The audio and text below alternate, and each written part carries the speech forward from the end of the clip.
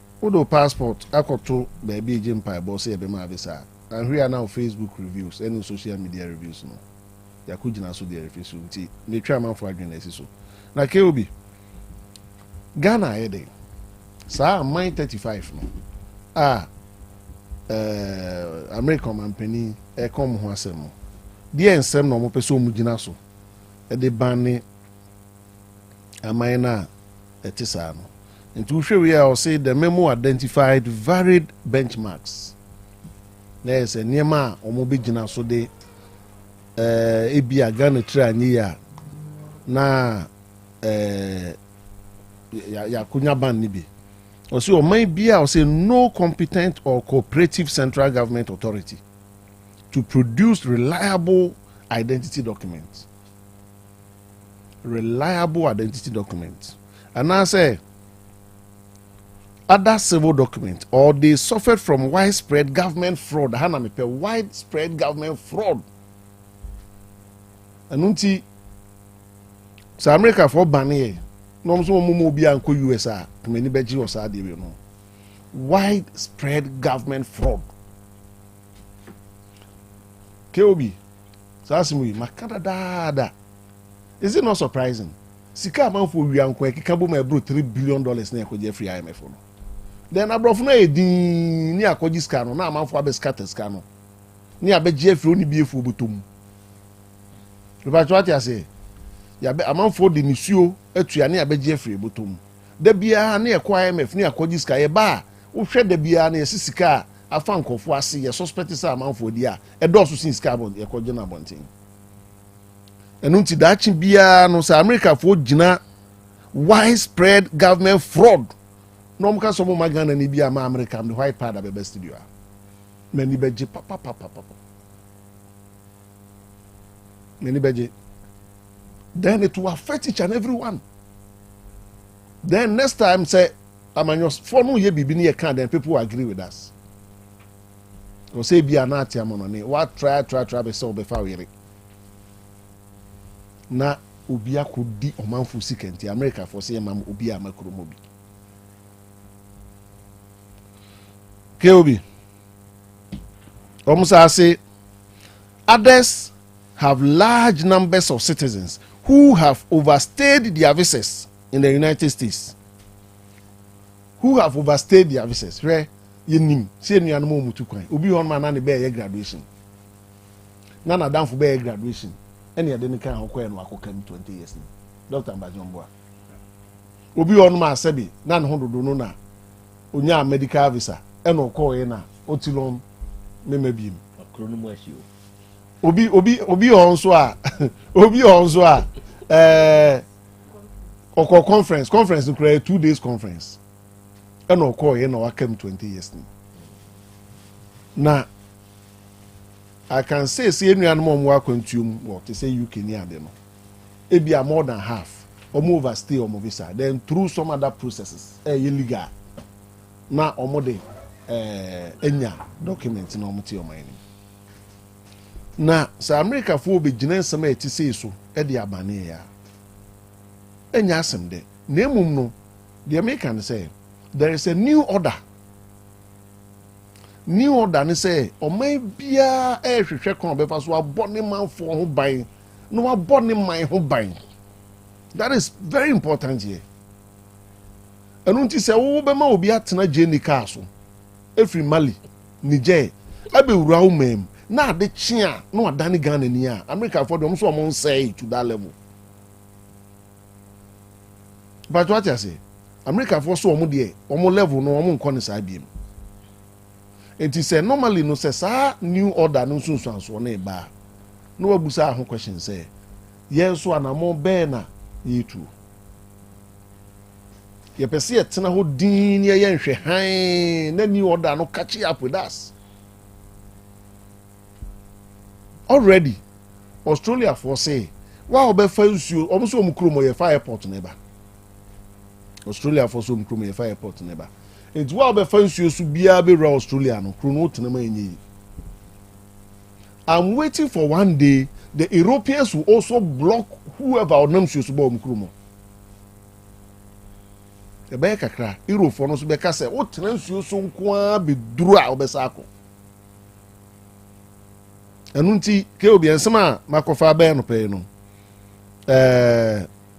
me twetwe amanfo adwen na ide esi so se e new order aba wiase amanfo pese o mo fa kwan bi so no mo hihye o mkro foforo nti yenso kwan be na ye fa so ahihye ikru. Other reasons include availability of citizenship by monetary investment. Sa countries no mbobo mu din onim de ebi mu ye ebi mu kọ Bahamas omo wo policy bi ho say bia o de certain amount of money by a certain investment automatically you qualify to become a citizen. Omo no so free ho kọ America no so emu nya din bebre te say de no. So that is the trend that amount for ye okọ Bahamas no akọ no other citizen with the intention of traveling, securing US book and IBB. So I'm going for those account. Okay. And claims of anti-Semitic and anti-American activity by people from those countries.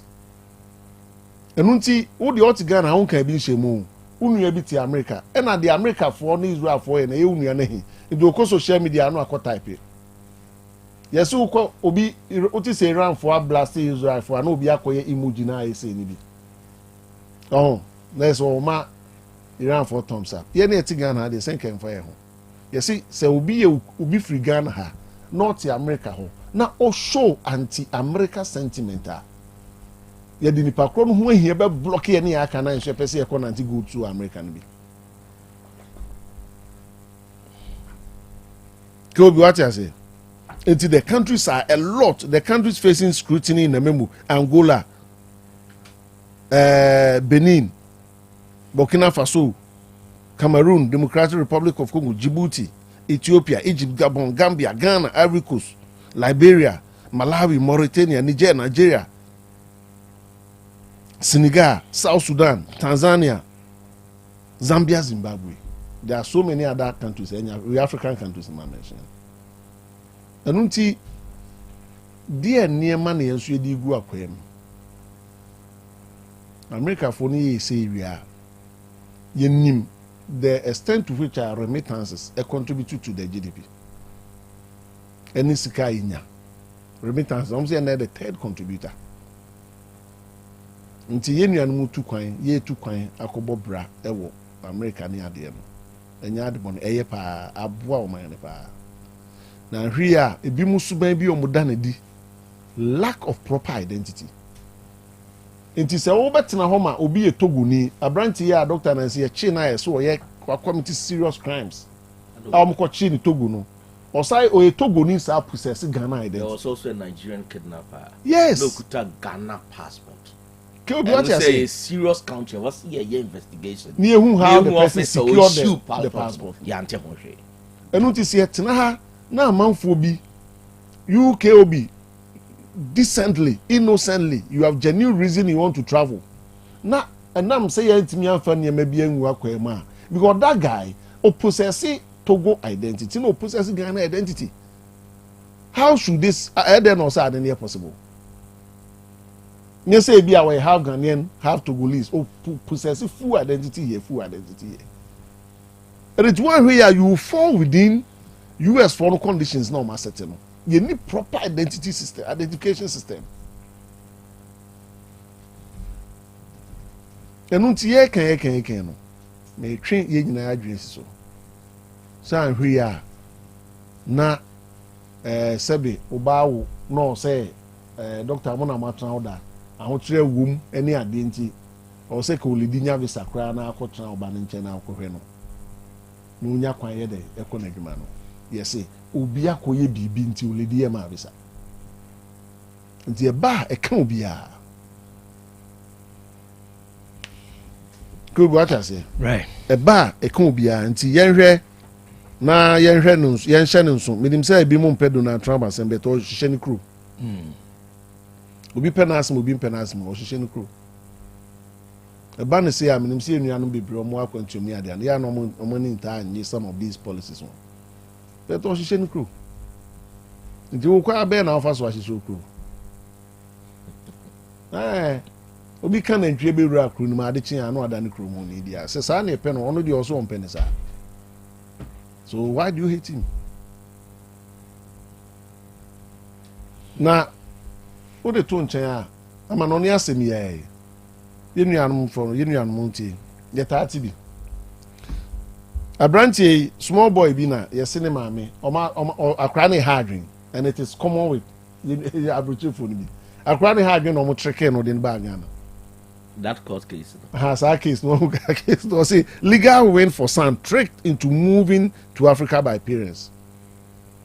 Na 14-year-old boy na onene maame ne papa o UK no say akra no onyini no was started dance baby edi nti as usual o yenko hwe oledi o Ghana yenko ese omo ba ya no treke no eno mbija akra no ha na akra no kokupai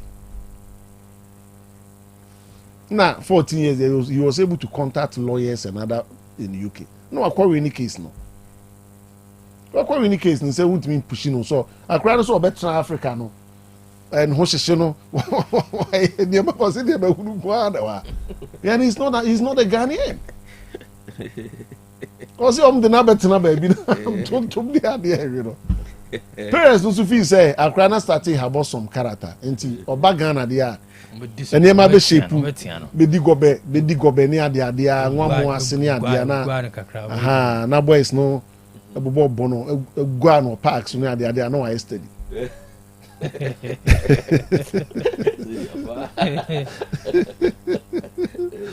Boy no so ba he no and you hunu ha no oh we man face down me no cry ko be steady no can so ade come back nti Obi no so ya dey hard dream papa and it can be so sad what you kwan na wakwo na person will control ba but what I say see a tikru me betimi wa ba akotran wo fa bi nchen nisi wa ho discipline wa nkwa be fa so discipline ba here we are akra no ekọ no akọ any case no say ne ma me mu ni right so mo push no bagana nti ke obi eno so ye hwe na ye nhye nso because esi pa nti akra no say the boy previously told the court that he felt like he was living in a hell. You do better Ghana hana hu na na akra do koka che court ni say Ghana kakreb no ba no aso abetra mo nzambi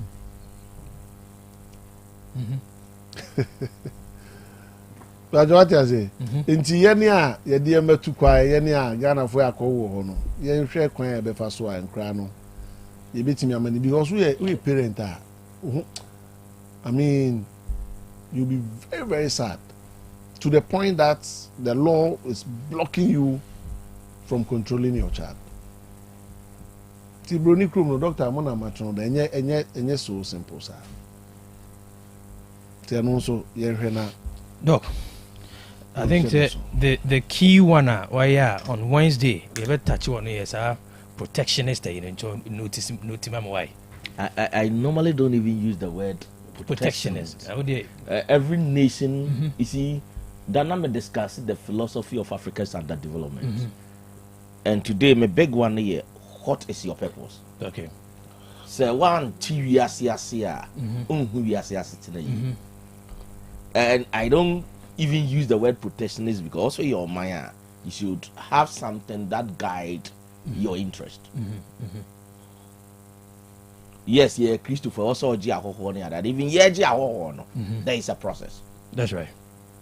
And I think that's where senior is going. So me and me obi a good planner be you interested say you don't sit in a country obi den korefri ni jaba omo te okwan so a man from paying for the VA twem yehu immigration officer twem de bia yehu anfu bia ho me when I see these things I question myself say Ghana na be I ask that make I say be but we need to get serious on certain things.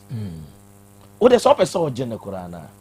see your basic free basic education no saa nkwa no mo te kwan so no obi adwene ho a say wan go school how they are going to live in the country. What is the implication? Do we need to even protect the rights of children? Aden na wasa akra or less than 10 years senior ojina highway so na bia wutwu ka na nyame a nya na bia bono de ho the police we hu uko aragaja say police we jina wona nkra ni jina ho. So the question is, what kind of society are we building? Yeah, taking Yama for granted. What I've seen about Kwesi Broyin is of Fabibia serious. Even the little things. The little things. And that is where they support the senior. I mean, I'm idea. But yeah, you use terminologies be. No one more my home by why the ball my home by. Oh, so I'm out for and we are you say, but it gets to a point we a serious nation. Study, I am happy senior. I don't want to go into the sociology. But akura on who dodano. When you know society or a threat to the society. This ankra no mutia wiaso. Near the other no. On who pay or the life in our pain and die. It's a threat to the society. It's a basi a geomo yenjiomu ye. But yenswa ye meskano. Ya kanwa hasa. Sempe infone nyakora na. There is what we call positive defiance senior. It's not enough for you to say, so yeah, papenti. Akwara no jira kati mi pono. And now, an investigation I'm here who say, a man forces are saying now, child trafficking near them can be seen on Munya Prophet. What has been the response of our government? What has been the response of our parliament? Near my teacher of mine, me say, you're serious. And I hear to me move on, so you're politics, no? Obi born no my whole by let's leave them. Yes, ye penny say I enter them. And the will be wabat na hair when you bring your Jumesina, yachi and yachi. Madame for be coffee by Yasan in Yemenina. We are foreigners living in new sites now. You secret in the saying, only people be only she, Obewa, Neba joining a free SHS, or can near Babu. Saying your education system, yeah. You don't build a nation like this. And maybe when they say our leaders have not taken us serious, and I yes we ain't serious. So we'll continue like that. We missing a bro for it me post school that man yeah juma be pim ne. Ye tinje. We should show be a paper no one born na lead you. Go be fat me. Senior de ba na mani age. Good morning. Good morning, sir. Good morning. Senior, good morning. Yet for you. No, but no. Since it's your time. Father's Day, but he said the father. You have fatherhood at the national level. Your fatherhood at the community level. Your fatherhood at the family level. I'm happy senior. I'm not a sociologist. Oh, and the reason why I saw a question, no, Ubusa say Father's Day. A man, my name will have. And guys, and the senior make it whether I agree. Senior to who didn't birthday, when didn't birthday and fan. But there are things that trigger member. So I don't think say about Obama versus Obama. The whole issue is that Nyamibu are naturally member. And yet 4 months I kill Nyama echo to them no. I think so whether see a bit fathers do in the fathers do. But ebi a mad in see now and gender equity policies. Let's remember this. But the whole thing no say I can member and fire Honsa and as a mentor. A chief untini. There is what they call family politics. Until you have situations where women team about the work for the papa. Women interrogate to get craving no na ye. And you be what's that acronym do for the papa. And not pay yes in his panel members but I say that they are secret sufferings of our fathers. But a man kasa most of the time versus your mom. I barely do I hear my father complain versus a mama. A mama teacher. Ain't you here all your bar? There are things I'll bet you because of papa guilty. By natural fact. Maybe a papa decided say be for the sake of family unity on your day. Onkasa, me a home and I no pay big one. That the secret pains of fatherhood. So sorry I no pano this kind of mama meno. And a mama dear no all copy for. And the economy way some families, father ni pain no nka, and the life expectancy of the average man in Ghana is lower than your man. Adintia. It will be our worry so it's because most of the men absorbs some pain via on camera. Into young man, so you're careful. When as we grow up, we begin to understand there are things if you crown cap once because what's a bush and the cost. So the father is willing to bear some pain and even die for the family. So most fathers have been pronounced guilty, not because they are guilty, but it's because they decided to silently bear some pain. Some are also genuinely guilty, KOB. Some are simply responsible. And I think senior as a sociologist summarizes, but in Jawa, we need a society where we hold people responsible. Bedroom, Nana, Assembly Badabi. If you follow it, the level of irresponsibility. And into the politician share no irresponsibility because of plus socio-economic conditions. You have to be a friend of 3 years Embra. And to make catch yourself down on your radio.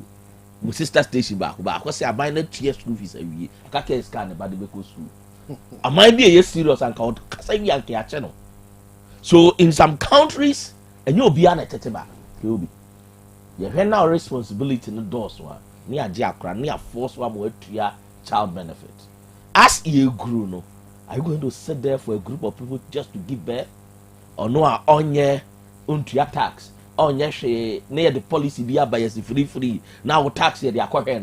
Are we going to come out with policies and be holding people senior responsible for what they've done?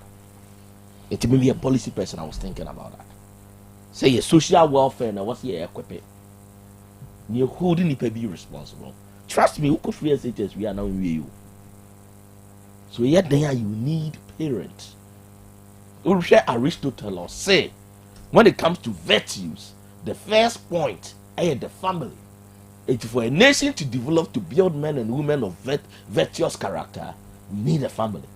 Or maybe a wager family not in the future. It could be a big one, no? Aspects. The first one, your father would not buy, you know.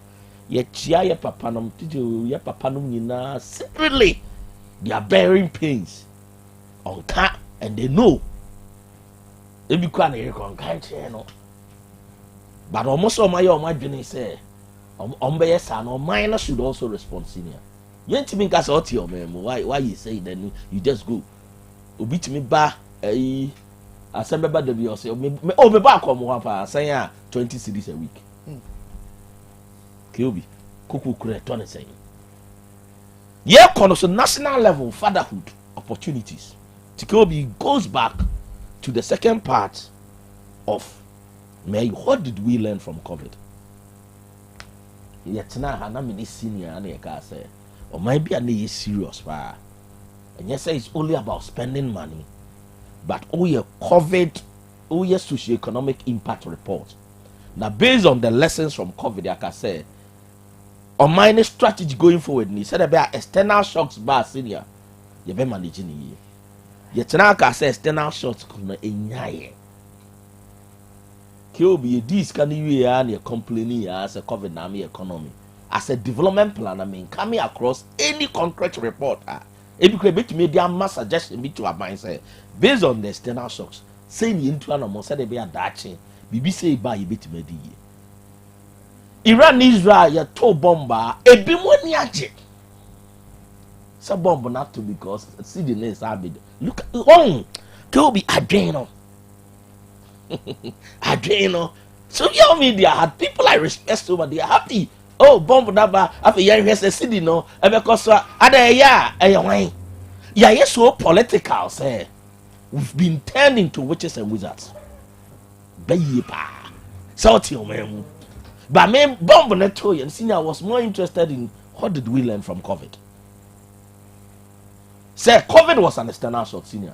To the extent that near inflation, no, a movie faster than Ukraine now. The catcher must say, in any view.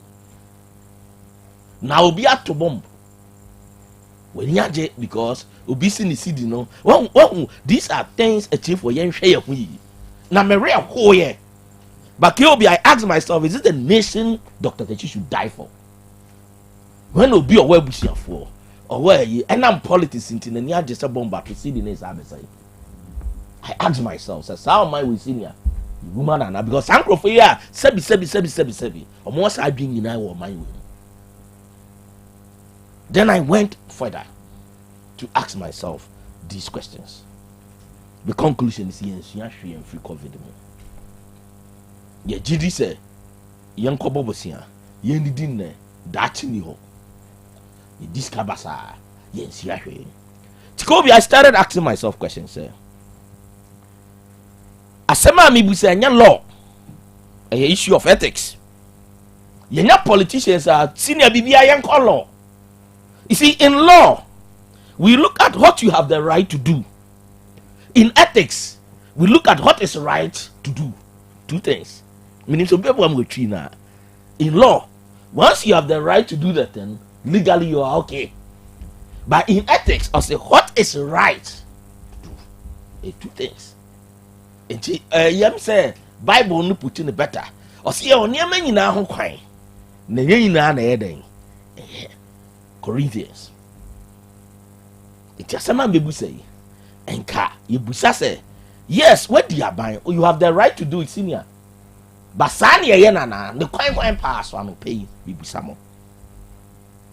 Kiobi, you can't entrepreneurship. We cannot move away from governance.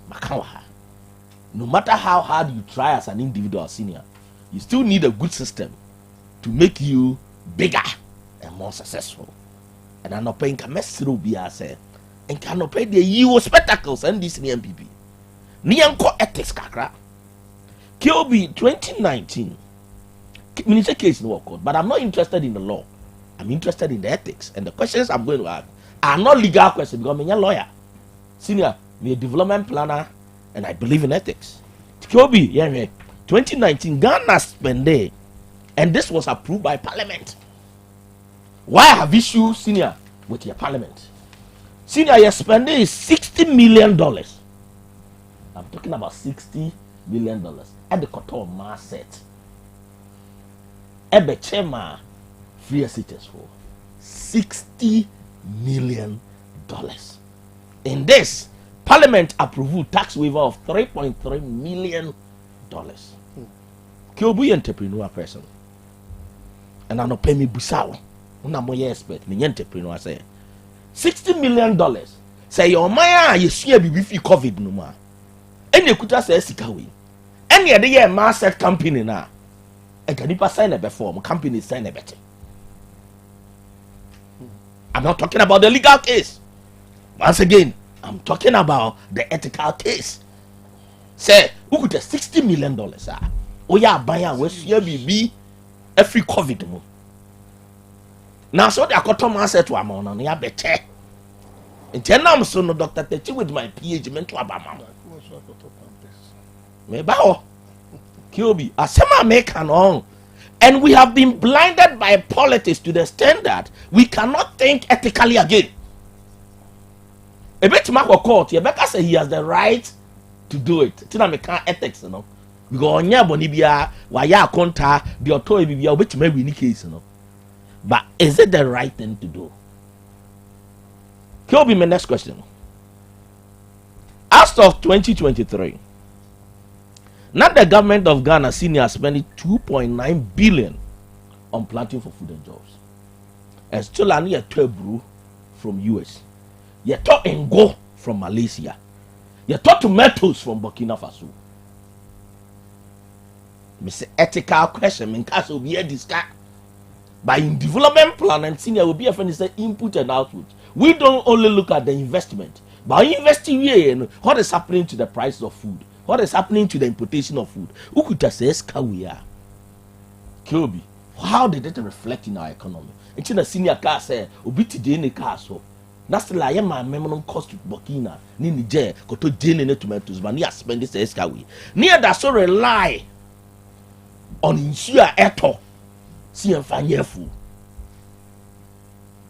But then I'm politics, you know, we brush these things aside. This is not a legal argument. This is an ethical argument. And if you are catching Madam say, no disrespect to our lawyers, but if the nation wants to develop, and you be beyond their can laws, as sometimes you ask the right ethical questions. Kobe, the next one. As we speak, NSS ghost name once again. Our court. I'm not talking about the legal aspect, senior, but you see, our 81,885 ghost names. Kobe, my question, ethical question once again, is that, sir, it means, sir, senior, sir, NSS one there, some me tears. And now I'm see a free SHS in tier senior, you name say students say what university are doors. And ye tears and some of us may break it down. On which me Juma 3 months near into your mocha. But with this data, I just say we can even double the salaries of NSS personnel, KOB, and make them feel better, improve purchasing power. Yeah. Once again, I'm not talking about the legal argument. Wow, yeah, NSS in out Facebook. A debate, you know. What it simply means from the planning perspective is that Ghana is capable of doubling your salary.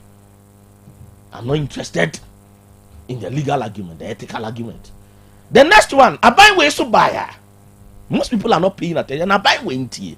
When you look at, and I'm sorry, say, I'm going to be hard on them. When you look at the performance of the previous government, maybe other governors do at all-time lower now, and the anger of Ghanaians against it now. I buy way I here. Ghana phone hold you accountable. Into your money, you may know my errors be. This is an advice to this government. Trust me, we had the low standard of the previous government, the performance. Any Ghana for before what previous government, and when you Ghana near pay, men fair before no pay attention to their byways way. And I'm happy that people like senior have started holding the government accountable. So dear before baby and fair before and holding national accountable. It's a fair before from the conduct of the previous government. No. And yes, a baby, I won't share. Not it will be a sorry. Near call lunches sanitary pad. You're spending 292 million Ghana cedis.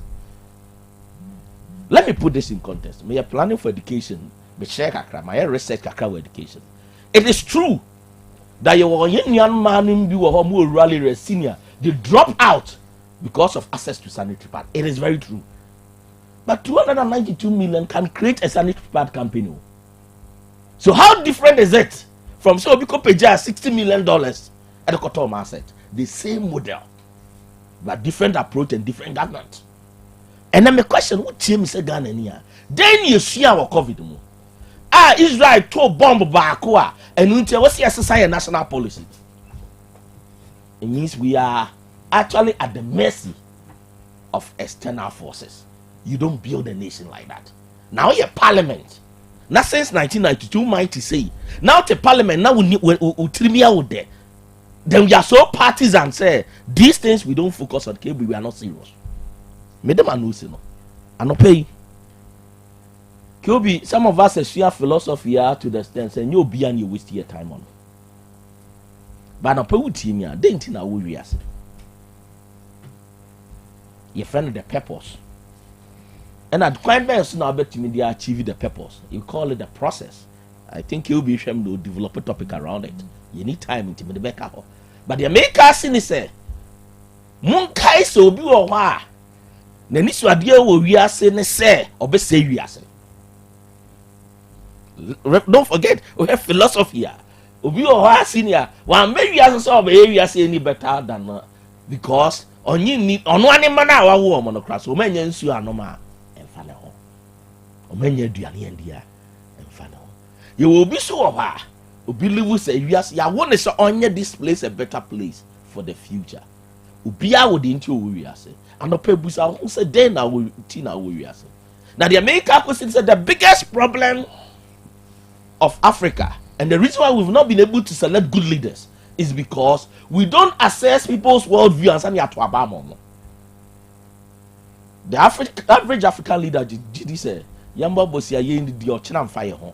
Okay, ye not all we've written, the speeches we've written. Hey, and they said, governor, ye Bob Bosia cry, yen yema, Whom ya yenwene ho say in chimba ba bitua ka no. Hwe ka ya brogo senior. Say that if we bitua. If you look at the people are uncomfortable. But Kyobi Okobo Bosia and the Yakosombo Dam. Didn't Akosombo Dam pay for itself, senior? The truth is one. It's enjoy a couple Somo Dam home for so senior. It's me to Yakosombo Dam home Bosia and family home. But Okobo Bosia could to V8 them. Okobo Bosia the sponsor NSS are good names. We are no Abeka, so be careful with your worldview. Minimum they are critical about how people think and see the world. But what's where? And that's all because leader win the Oscar. People who believe say it's about them. Now where will your family live after you are successful? They will live in the society. It is a senior catcher in sociology or say so our society no the conflict you are a threat because the omo end the year no be bow so aba attack you Kyobi michiao michiatifo. All right, abusifo mayenda Dr. Techini, Dr. Santiago almost submission omo key big issue na on say you heard topic of the fatherhood, you know. Now me share from metaphysical perspective, metaphysics, which probably denotes creativity, which is the first metaphysical interpretation of fatherhood. Now the second one here, responsibility. Because what you could see even in religious context, let's assume, for the sake of Dr. Santiago, let's assume. So Uti. What do you assume say? You share the concept of creation. That if you are see, the Southern America is a metaphysical context. No, the fatherhood presented the essence of creativity. The Yesu, Nijumedi no refer to God as Father. There is nowhere in the New Testament Yesu use the term God. And even the prayer that he left for us. Most of the reference to to God was fatherhood. Nti mo bompire monka say yeja. Anytime bia or refer to himself bia say neja no. Na nkofo ne nya adwen say na wo bia papa ne Joseph nana ma say na eja talk about father. But say the kind in metaphysical balance no. Fatherhood is creativity. And two, responsibility. Responsibility is the ability to respond to issues. Response and able. It is a ukowa. Now the atinkemu, sikemu, nyansamu, nimdiemu. Now to me, a so near related to so raise a cry. Everyone's very responsible. Until now, so now you can you have fatherhood. Don't say topic here. You have fatherhood within the context of your modern society. You have quite fair free, a straw near the barbecue form, and I say person with me support to bottom approach. I am share the role of these leaders. I can say me with the two near my creativity and responsibility. We'll check it. The metaphysical balance, the deeper dimension of the word fatherhood na. And you say biologically na. But also to me embodies our principles anyway. Creativity, because we be creative. Akra no ni ho na ne bae. And our ba no so no. Ye wo niema bi wa wo de be gu akwam kopem say wankasa be free asase we so na akra no so e de ba beto. Sa father fo ni bi ni abe mu as leaders of the nation. I also multi embodies our principles anyway. Being creative, and also being responsible. Responsible no ability to respond to issues. And as obey responding to issues, you must have the capacity. It is a phrase say we are responsible father, not to say, or what it takes to take care of a woman, what it takes to take care of a baby, what it takes to take care of a isani mano. said the dog can within the contest. It at the national level, you can free ho. Let's look at the narrative of leadership, because ideally, said the Ekano, Ubia Oye Jebiano, or my ABC, said the Oyemi Desa Okofa Kwame Nkrumah and by. She vision Kutano, even and near maybe Timi Kriti, you know. And that's also some Yebesi Sabri. Now, is a share the state of your leadership. You see, I said the Nadoko, Dr. Santiago Shasi again.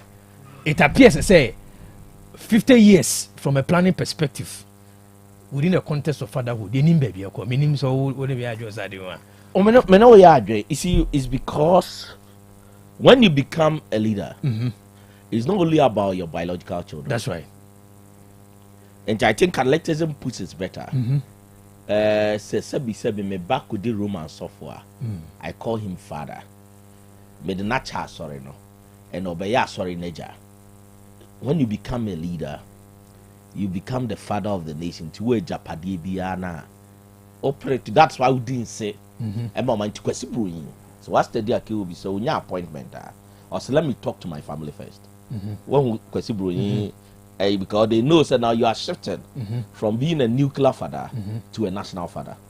It's also on any family because are they willing to sacrifice that?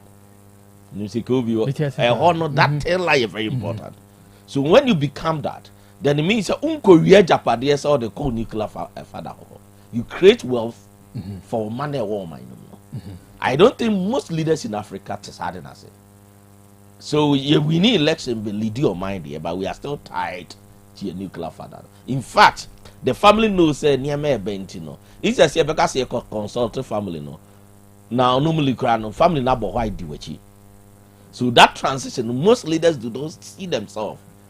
She said the ABA or your bar. You see, most leaders are smart at the nuclear level. If you crap is scale Guam or Mumba said we need election in the next 50 years. If you're able to plan for your family like that, why can't you plan for the nation now? You're German or not like that. In Africa, that make black colonialism, where we have African leaders on my planet, it be a Kosovo Ghana, be Kosovo Ghana. Say what pesque go or send a bar because in Ghana iska. In Jordan, the back on a school Musa or bar, none of money win election. If you can plan for your own children like this, why can't you plan for the nation like that? It's the transition from a nuclear fatherhood to a national fatherhood is Africa's biggest problem. Say who is our minor? What one would me say me that no na me war Canada, one Canadian died. Senior. The mood of the Prime Minister. One Canadian. Galam says that the Nyansapo Obusu until the president can make a statement. And fire him. Because you're president na my money back who at said the Obay no sense of responsibility. Who say and I said yes or bought no memo for home by said you'll be born never home. Say Galam say normal, so be corner and you'll be garden. So my major idea about your wonderful question is that Africa has a problem from transitioning from the nuclear fatherhood to national fatherhood. Say what qualifies with my hair or may you know, obit my or mine is your educational system, your health system. Are you able to take care of it? And you call leadership level, it means we have responsible fathers at the national level and irresponsible father.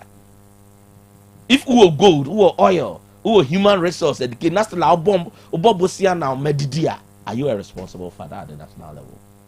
It means that we need capacity to respond to the issues. And let's not forget, I deal with make cases so. And you're beyond a bit to be your mind so. No, not everybody has the capacity. You're beyond.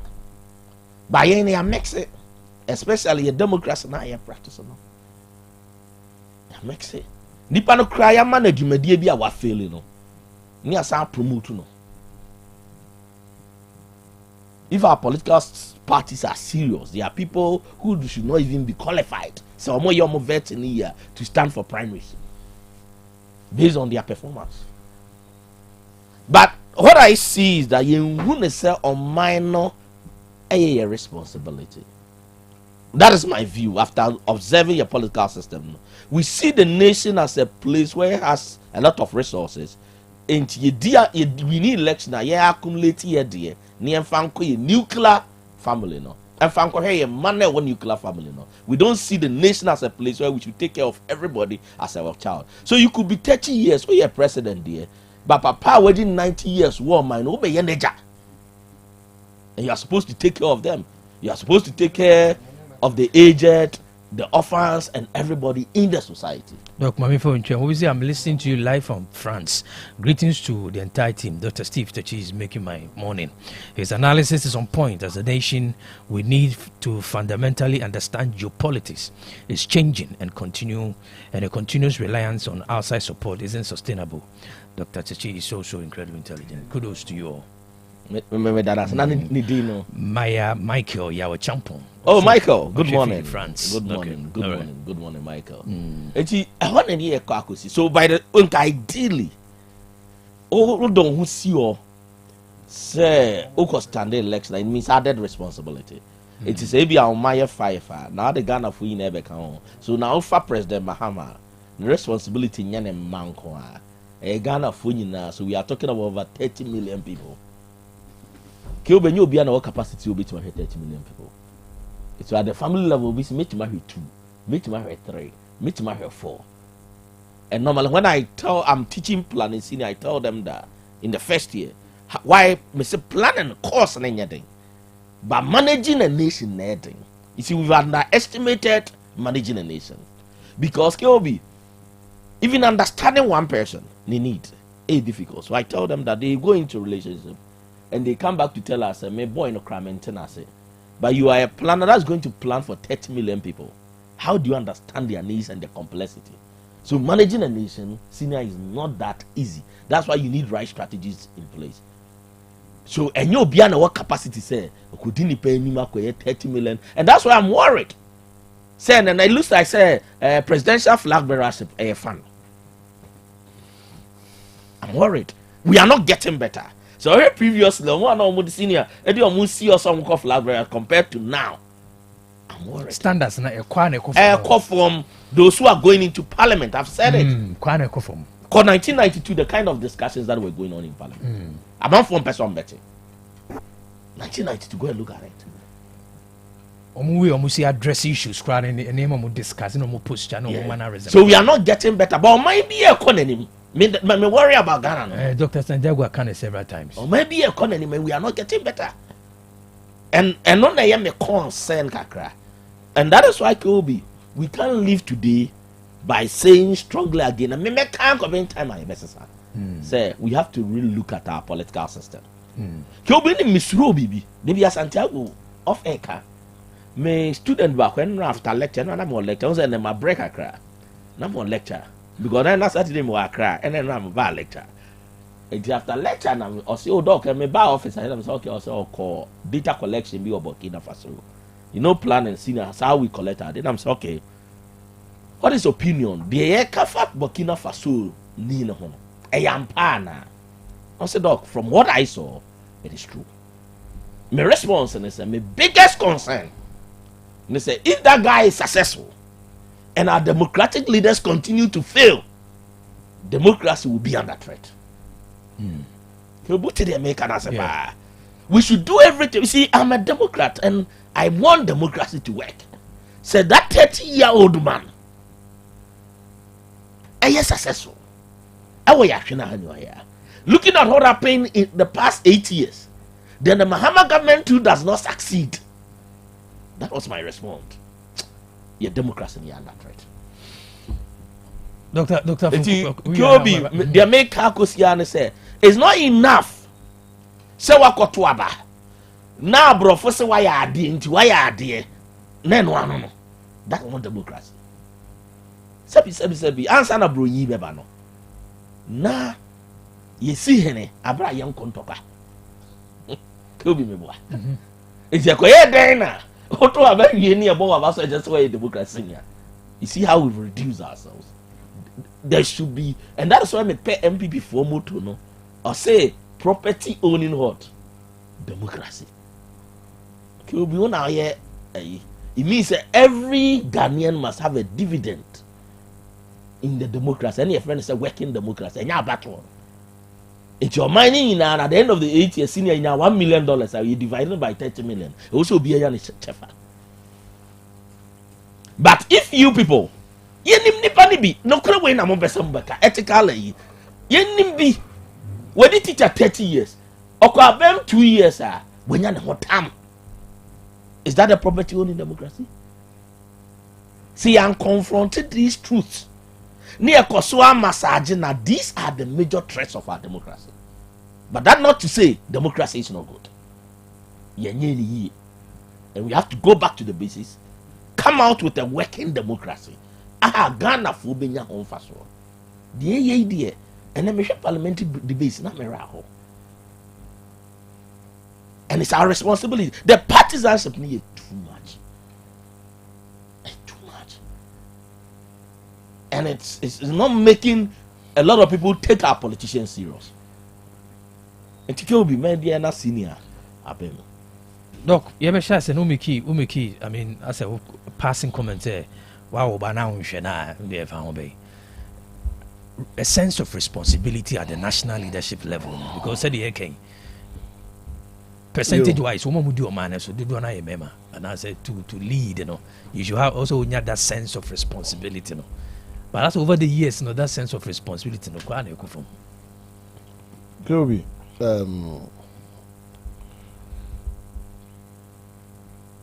Dr. Techi, started near fatherhood, near why a member and simply be on it appears and fire. Into normally, our remuno Yana a yakwa a man of Pecasado. Na member no yaka yakasa boashe. Because doctor, it is quick for someone to say, "We are Bema, Bema son akasasa." You will be what I say. Bema son akasasa. No, it defining who we are as men. Into pains, Mema ni mubi pa pains, but you are the head of the family. Into say ultimately the control emotions are in a directive family ni. Nti say who as a John want me to control emotions and the beer confusion in there. Sometimes any man doctor Kosovo. The meaning I can't solve a can I mean it will be fire. But what I say. And now your society also Sani I am say we a bear man. You have to be the provider. Sani I cannot, but today we know instances where a nam Jumasem any identity on the society no you two types society two types you ascribe and achieve society. Your society near achieve society, so your effort can take you to wherever you want to go. So it is not ascribed so the no we here near there be oh dear your society near achieve society. And in achieve society, effort are rewarded. Through that, who say family beyond ma or no tend to be the provider. Which in the context of nuclear family, no, the maximum who say at that level. But society wide at the end of the society no person so sadly. K.O.B. So your father, doctor. At all times, sometimes I say scaffy few botomo. Say they you see nyaka chro sen kran free school by back on where she are. Kobe, this is Kaba Butumana Jona. The catcher say a cranadian yasa. Sometimes I can cranadian yasa the Ebesan 3 days near Boaman, Dr. Mboa. Why busy now on them chrono near Fro say a cranadian yasa. And for now, open is Kaba Butum. But these are normal Nima across our daily lives. But so person will share fatherhood, then it goes far beyond some of these things. Nti ebe extend ya ko bia then na akọ cover leadership. Nti adwuma bi ho no ma say ebe transfer penny bia na adane su ama workers no. See a manager there. He is like our father. That's what I say. Adwuma bi also a woman no mo te say ye transfer papa bi free branch bi na ono ne ye de ne ba omo ho a na no so adane su ene ayem hye. Ade ya ese sa manager no de won chele kura o. That's what I say. So in every aspect of our life no, we are head. You are in control. How are you leading your people? That's what I say. Father's Day by yeah, wish. Yeah, wish beyond our biological fathers. Because we did say penino and amontua what to any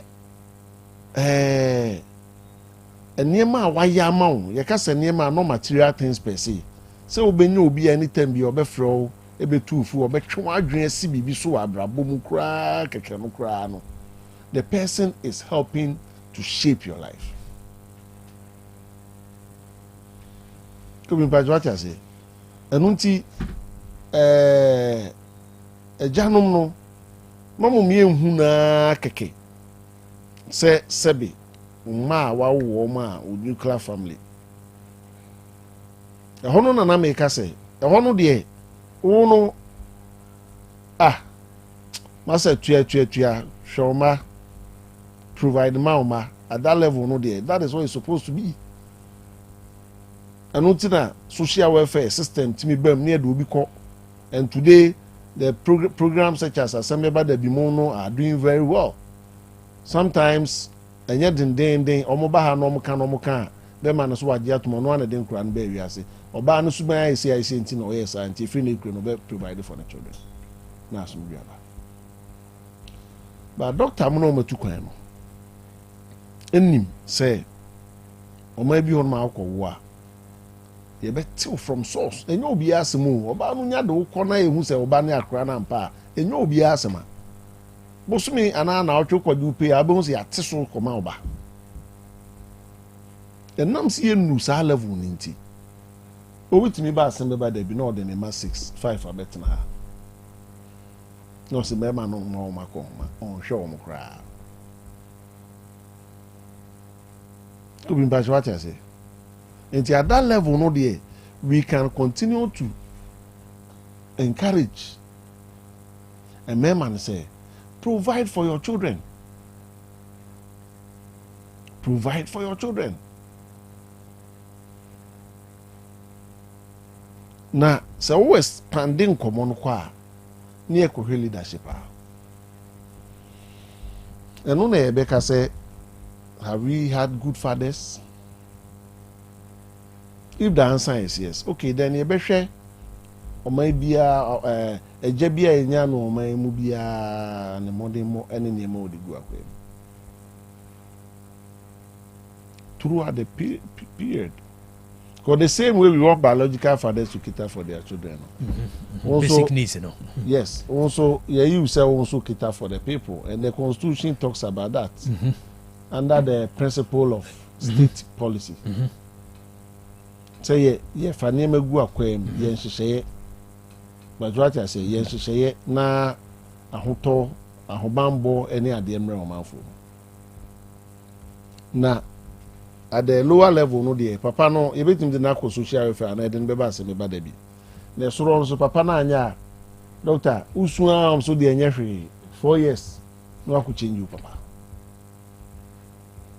na papa ba akọ so abasa. So what I say? So with the issue of a sense of responsibility there, like I say, at the upstream level, no, they follow short. You follow short, so many things. You are at university. And Krakow. Then the people living outside the school, that also same. That also same one with school. And in most cases, they cannot pay. And again, they say they are done only or money being in offer institution bia. And net me no kase koko for not the coffee the pay room 9. Your free baby room 9. In your room 6. There be say don't say polyclinic or no. Yam say open be 6 and I'm not. The aka no was ra. Nti ho na ye ye frɛ ho nyina room na ba wo kwa 10 ne ade nyina ho. Your room 6 akabeniza na kama bete. Nti wo kostro ho na esro no. Normally ho na ya na specialist. Nti bia wo kwa ase ho na ya refer wa ba. Mi so akitekiti ya na edum kokko pa no. Ne ni pegu ho sa, ne nyina ni pegu ho sa. Maybe obi on ma obe after surgery. Obi on ma. And senior, let's look at it. When Komfonoche was built, what was the population and catchment area of Komfonoche? And what is the catchment area now? No, the person doctor, the person just yedibiaka home. Say you see an hospitals no there. Yedibiaka, but I mean person me can conclude say. But it's still the only teaching hospital in the area. And I'm a person can conclude say. See yedibibi solve problem. See you can see you identify a problem near solve over some time, we ask ourselves simple questions. Say, a gentleman abako, how have they provided or how have they solved that situation? Some hospitals who said we can home. They be the become home. But the very problem now, obeko near your transfer, obeko near dokoha, obeko near. What is happening to that problem? The problem is still there. And some are even getting worse. Over schools ma the BI is creating we are saying at the national level at the my friend upstream level no who say ye janum no mu die so no anka to say lower level na ke don be ko social welfare na say ja wo ntimi nka say wo de utimi ya answer wo to aduane ma banko a na no school fees e untia no aduane no cry no we can feed the nation enti ejanu ka lower level na ye de ye janum ko social welfare na anka ye candy for no mo ye janum no kada bia don be ko social welfare the bia don be ko social welfare that any form right you there be see at the high level at the upstream level no the doctor the obetimi aya and say am for bejojo akoma say o papa responsibility no eto senior train 4 years. But you see, senior, and I never do so man do this kind of way. But you see, my biggest problem. Now, me ba never does doctor. Any money does say, Keobi at our level you go you buy plots. So they say any money does my age are not ya bem na. Me be check yes any manare. Do they check a plot or sell top plot?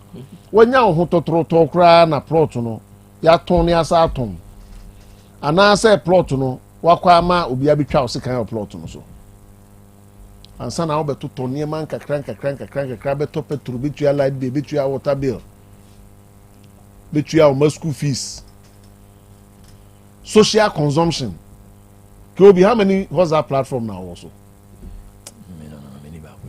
o dey be only group so the area will be brave super and socially you be consumed every weekend. And it is a responsibility. You be consumed every weekend. Was to be netuya. Many sir, was to be netuya. It come the ambassador Chinese say. Next week you social capital about you. It the ambassador Chinese say aban no awe ye ja no o say the responsibilities dosun. Ndi enfa no ho nchena. Yes, your responsibilities na ebubruja. But senior, what can we have? Let's assume the responsibility in the crowd does one. That's why we have basic necessities. Basic necessities. So you start from somewhere, you design scale of preference, and you make sure that any money be a good aquam, any money be a comma. Look, into creativity because we are father of solve a problem. Problem no require creativity. also a response once my breaking word no ability to respond obet me responding to them also capacity omuni capacity no fatherhood authority discipline no embrace nya adwuma one who say sometimes mami bi timi ka say ma se no sebe unya no ho bebre de so obọ no ho mo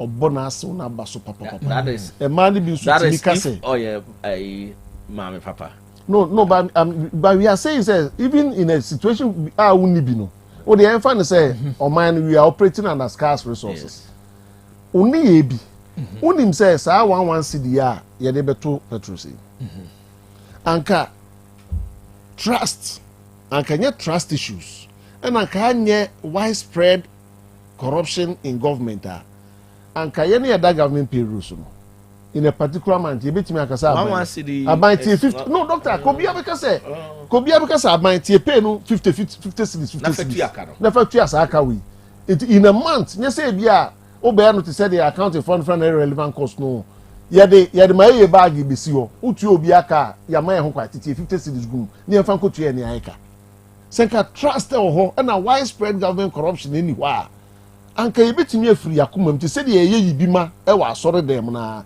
kada bia busumi bia ne ye aba aketwa ne betimi atu eska gu kutu bi ne de atu e ho ka anka wa wan siri we ko bia complain odi dem besem chen say oba bitimi ebo ne kunu aboso se me kunu de obo no homode ono anim pefe se adwuma ne kunu ye sabi so adwuma no eho akatua no ni suru bia so ohwe niema ne kunu ya so senior it goes back to dynamic and gratitude. Yes, it means oba no so you grateful. Ototo nti se oba no so ahofama ono so de tia ware no so na ye de ekosoro okọ nkoto dua ni ma no so afrere ade say omoni kunu ho mai by ye hunu at the national level no ade nam ka say at the national level no suban na aban no da na di no we papa no eno na be kire say we should be content with the oil no okay the abasobo de edebo aban ni nyina populace abasobo enkura be yesi yakoto past questions amankura. Look at how much money we use for the past question. Then remember Kyobi a cast will be the vice message by senior Okaya. So entutu ye ni nkoye oman ya koko una olidi koko botono in the 50s in the 60s no obi hu nyasa no o set up jute factory anka o se jute factory no ye increasing cocoa tonnage na o se ka jute factory no ebi wo ka jute factory ba na o se ka bi wo wasa ekropon na jute factory ni bi esa wo sehwi yoso na jute factory ni bi sa okuma se rather no ye good jute factory ni nyina na etimi for $100 million. Responsible fatherhood onim father no nim management skills. Time and discover oil near see refinery yeah, discover oil no refinery you see it one of the problem child we need a strategic business unit enti say ye ka fatherhood na manfo be tiase in that context ebe boa discussion yi pa na manfo so ebe boa ma ya shepu ensem na ye kan enunti o say ya na ka say nipa no behavior no and reflecting who we are as a people. That's right. Who we are as a people. Enti sika kakra bi na ba e futum no. Doctor, national service time na madam fudi was sitting there what top plot or just no a chain them who saw what just na the land them is very strategic. National service time. National service time, so you can imagine. And I'm say masa na wo de baby e ko pe baby abo esesen e konya ne baby a wanya de time be na sa adwene ba dream say o go top plot Osmasa national service kana o national service kana mbobo ano na olidi so omso na top plot o ka sa na ma start kai enne ma na de national service ko bi ko yi mitio na you obi de na yi the national service kana etua na mfana rent enti we here na say akwa no future enti ɛhɔ anam start kaka national service kan kakra yɛ ɛna ɔno ri akɔyɛ saa na afei ma start kaka national service na sika no nam de but what I say it is sometimes the little resources that you have as a father, the little resources and the scale of preference and how you match the resources with the scale of preference, the expenditure areas, things that you can postpone and you may obey and when that makes you a good father. And people are run. I mean, so I can even say my father and my mother. Say it got to a point. Never do an omonto. Then I come yuma sani man bush for monfanya.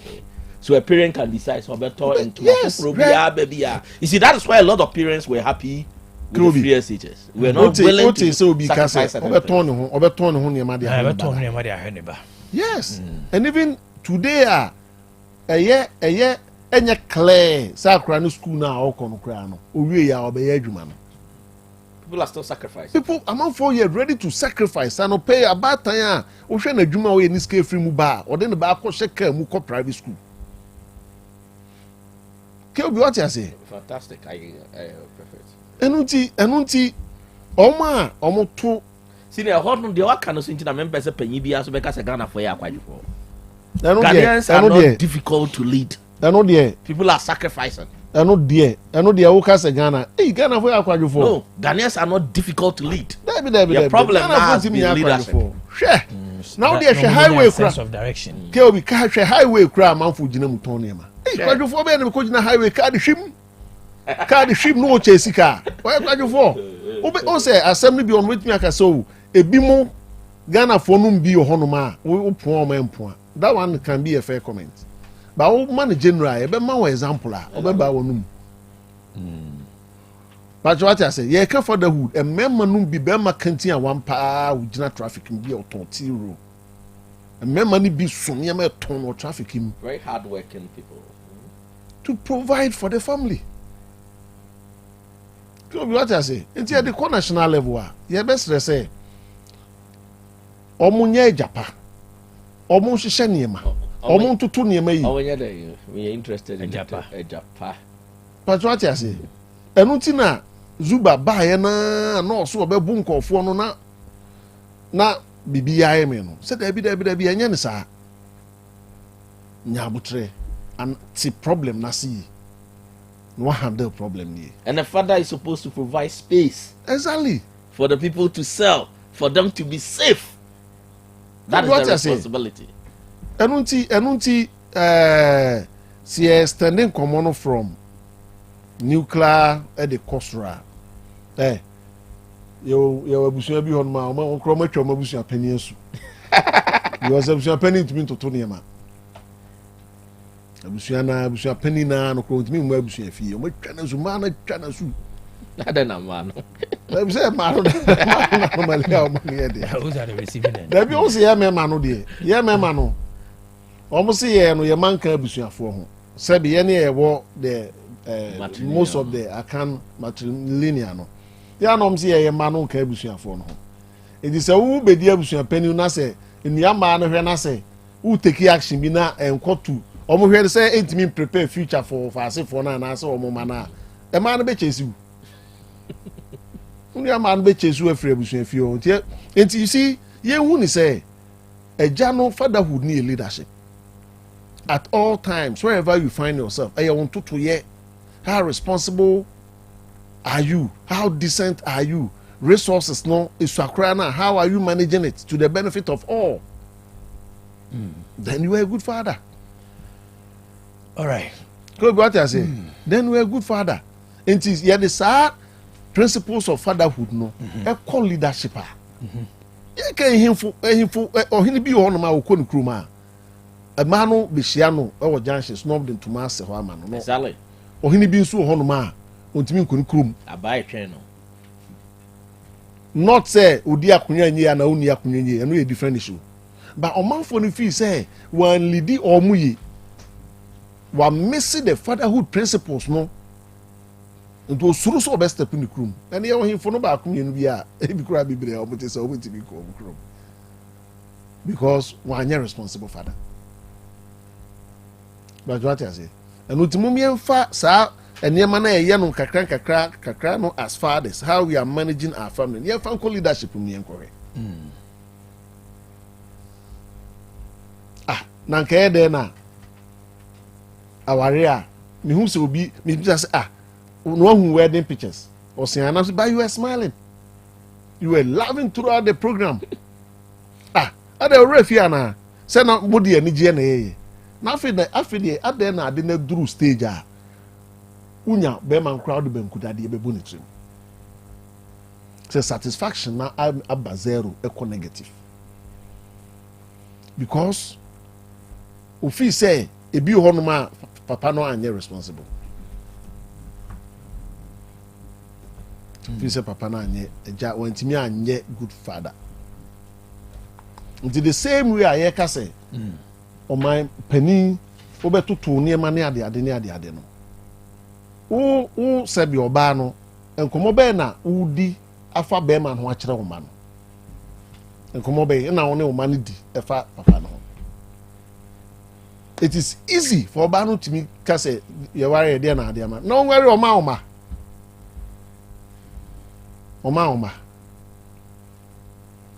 The Kobe, yes, no, near house work home. Good. Baby, I'm busy. The basic near they are running out the next 5 minutes. My chama money. Your father now had me. I'll mark me piano bodine. That's how good. Oh, there be a doubt is so be there no there. Obi ebi mutimine omo ene ma me no ne nkra no. No mugua papa. Now won't be that. Omo timi kabum ade na osem yes ah. Oh. Because one thing is very critical here. Share and abrabo na ayebo. Se be ma no si dan ba ko a. Abrabo na yebo ma ma ne nkra no. And abrabo ayebo no sa na ayu. Ubobra uboma oyire ne uma. Because sisi ana ya weird where abusuani bi be free or no ba be pre obi ajapade bi ne gradually sa de na eko. Enti oba no or say we you kunu dum. The little things that the husband does no woman fans.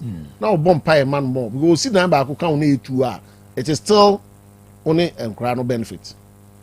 Now man fans bra kwaku me ma papa no seated one account ho.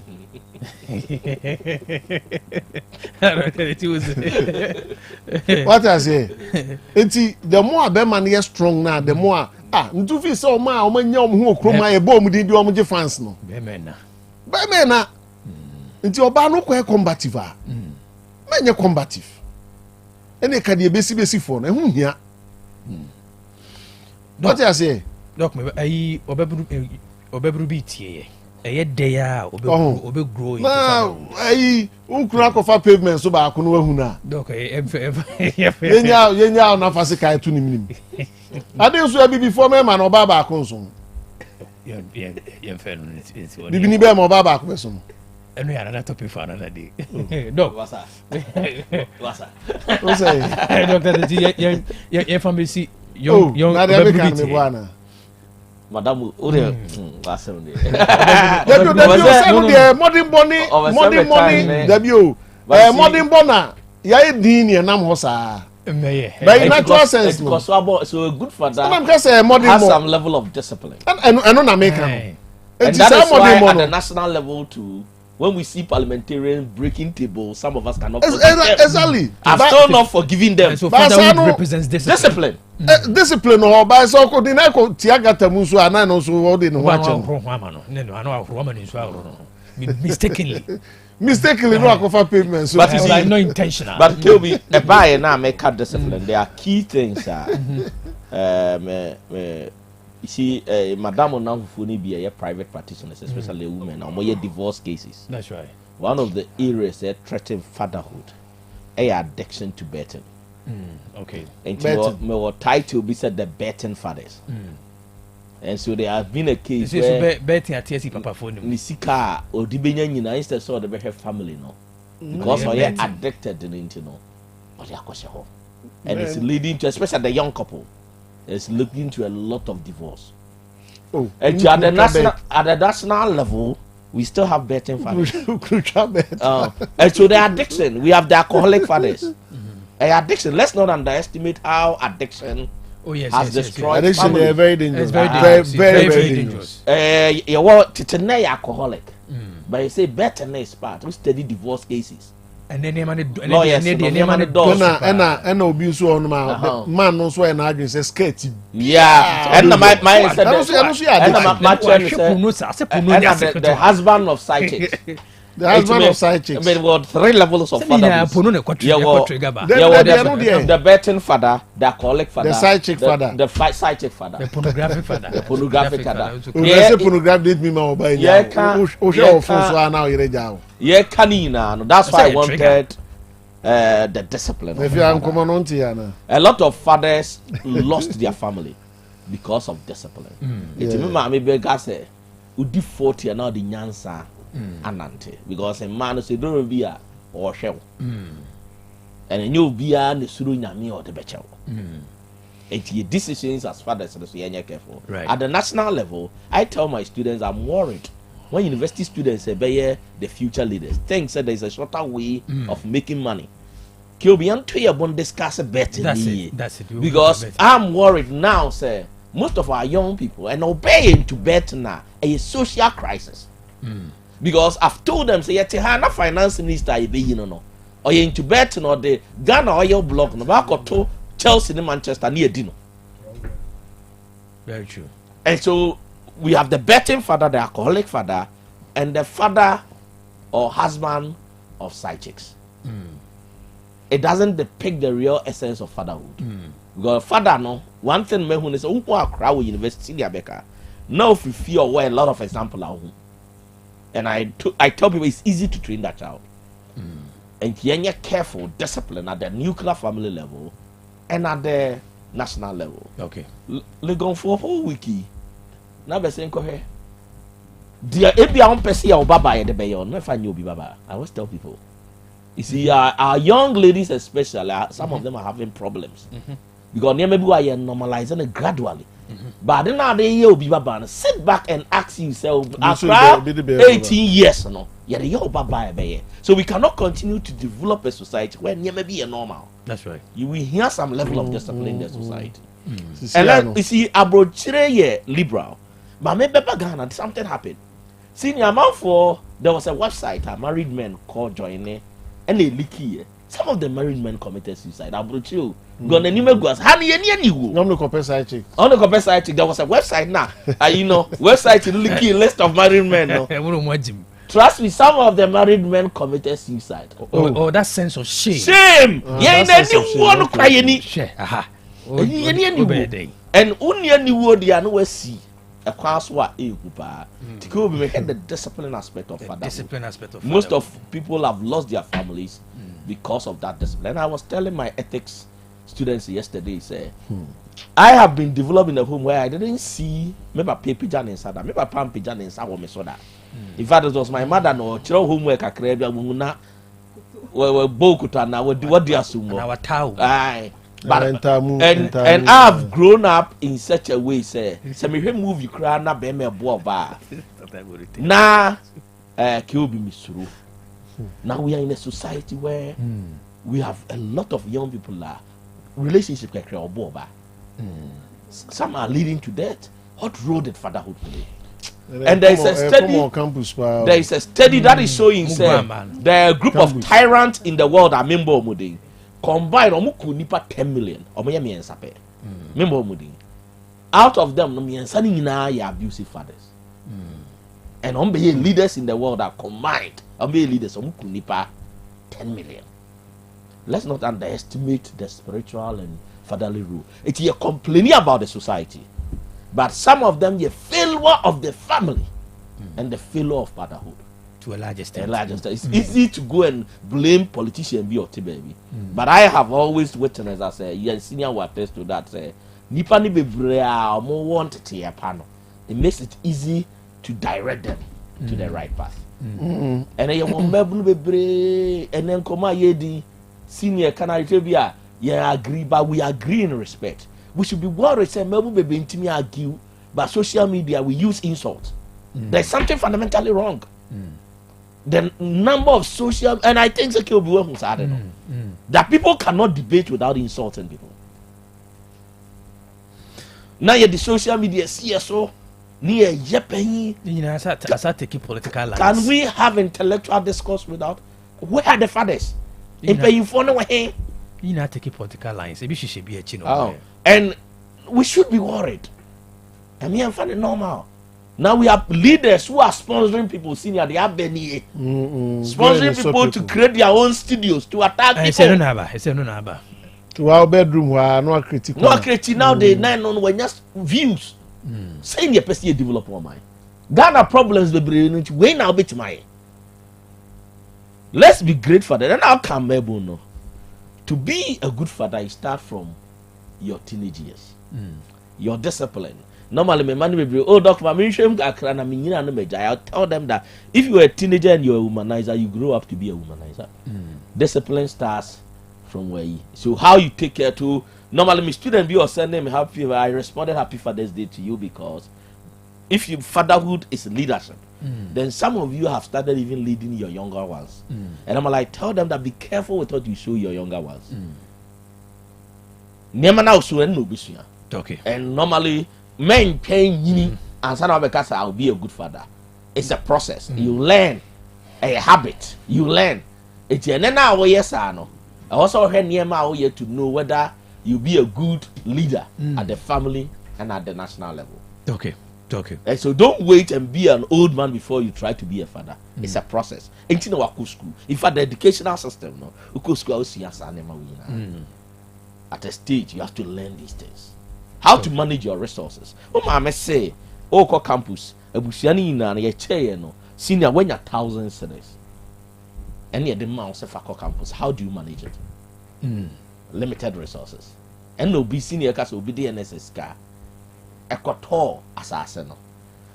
He was thinking deeply about his future. Sememe to about a leader.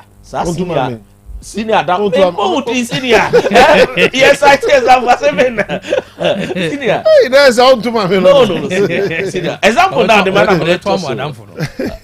But if we are looking at leadership, we look at somebody who in planning or in the direction of growth. At that time, can I just sort of say? But he was able to foresee a crew being in a better. It's Midikai can say no be a leader. It's not an NSS personnel there, but no show signs of a good leader. Senior Casemento, I was reflecting about senior. You know, I've known him maybe first year, Mekoda Katanga, and it's just nice to watch him when he's happy. And then generally I prepared for him. Say a lot of young people do not know how to mix academics, fun, and be disciplined. Is this Santiago? No, Jenny. Oh, Jina Jamemu pa. But we are no akosiana de. Because naturally gifted intellectually. Yes, but you know what I like about him. You know, a lot of people, you know, he will not go for confrontation, and that's one thing I like. He will be surprised. I know this about him. And then the amount for he will never go. No, but be a confrontation. And BC will take or far window McCoy. He will never meet confrontation. But never be no. Ebi a onim said the next thing you katanga you hear people could the end was to have fun and use it to learn. It was for fun. It is Santiago, you know, he will never go for confrontation. Maybe you'll be movie. I remember say we're here. Then a politician we also talking to another panel on this. You'll be surprised. I remember about 2 years or 3 years ago. He that day maybe a day for one panel. Just that he's somebody who loves fun and those things. These are signs of a good thing. Katanga, he's not pushing the Katanga where it's for violence. And then I'm addressing the youth, using him. Because what third year, I'm more first year. That's why I call him senior. You watch him or Senator, we are not there. But yes, balanced. But unless I Jamana Bebundi be the Abuabeko. So the university authority has to say now morale on the crown. What they call what could the other and what's up with morale. But these people like senior offer a good example. Say you can have fun. I didn't know kupra yonko. So any pana kupra no unity no. Onna na wo puku onna na wo prempe. Only next asafo, only next one. And in the university, you are doing the same course. You are doing the same course. So why will a good father kofabo so the carbon your uncle when your colleagues elsewhere develop things to develop the society? Exactly. So let's be careful on what we are. You're careful with your association with Nema who interested. Nabusa who say, is that how I want to lead my nation? A babato. That's how I want to lead my family. And they hear me pa me can was them. A addiction to betting. Kilby, yen stress a breaking young couple marriages. And the lawyers have started highlighting that. Say back up, case back, Kilby. Doc, I smell okay, Chacha. Chacha and Casas Paddy and Opano, a diamond for them, papa. Oh, okay. Chacha pa. And Kilby, baby, I didn't know this. With baby, I mean, a breaking cough for Chacha. And she said, no, Abadan, and no, Abba, Adane online. Ni also can school now for the school fees in HFS. HFS, second. And also addiction, addiction. Mr. Boys in bet me at now who sama the action ye class no more. And parents in a manifesting performance at the tertiary level. And one a free cast no na ba. Send a phone so the nyina no be a cast be. But you be no I'm so waka for our young people to believe that there is a shorter way of making money, just that there is a problem with fatherhood. Unim Nyansapo bed company no. It made me warrior a man paying for yen discuss a call parliament say who develop senior future. It be some students unim Nyansapo me. It jada na main family end of monthly salary no. And I don't know, but those days na cast no. Not police chill. Minim how I didn't buy online no. Minim at the country I man abeye seem to be so normal. No, it's legality there. Me, I don't have problem with it. But as we seem as yet me and fa near maybe and to wama abeye. And now easily have access to it. And as Kyobi, what I know about Western society is betting is highly controlled. Yeah, and I those is me sure some bet me agada baby and I'm bokas. Neska gu oni ade. Debi. Binti ade no be online no. Minim de you say bia we begin to ask those questions say first no then na money illegal. Now we not legalizing or no guiding principles no way. Because you go do phone paper now, so it makes it so simple. Because Kelby you see any time, but I say a record. Well, pa, you start them going to divorce cases, and how especially young couple, the senior, it will interest you to know. Say now I call warren or potential, but or the salary not going to better. Then now on to be in the macro school. I mean, if you know so, you have a now any move so.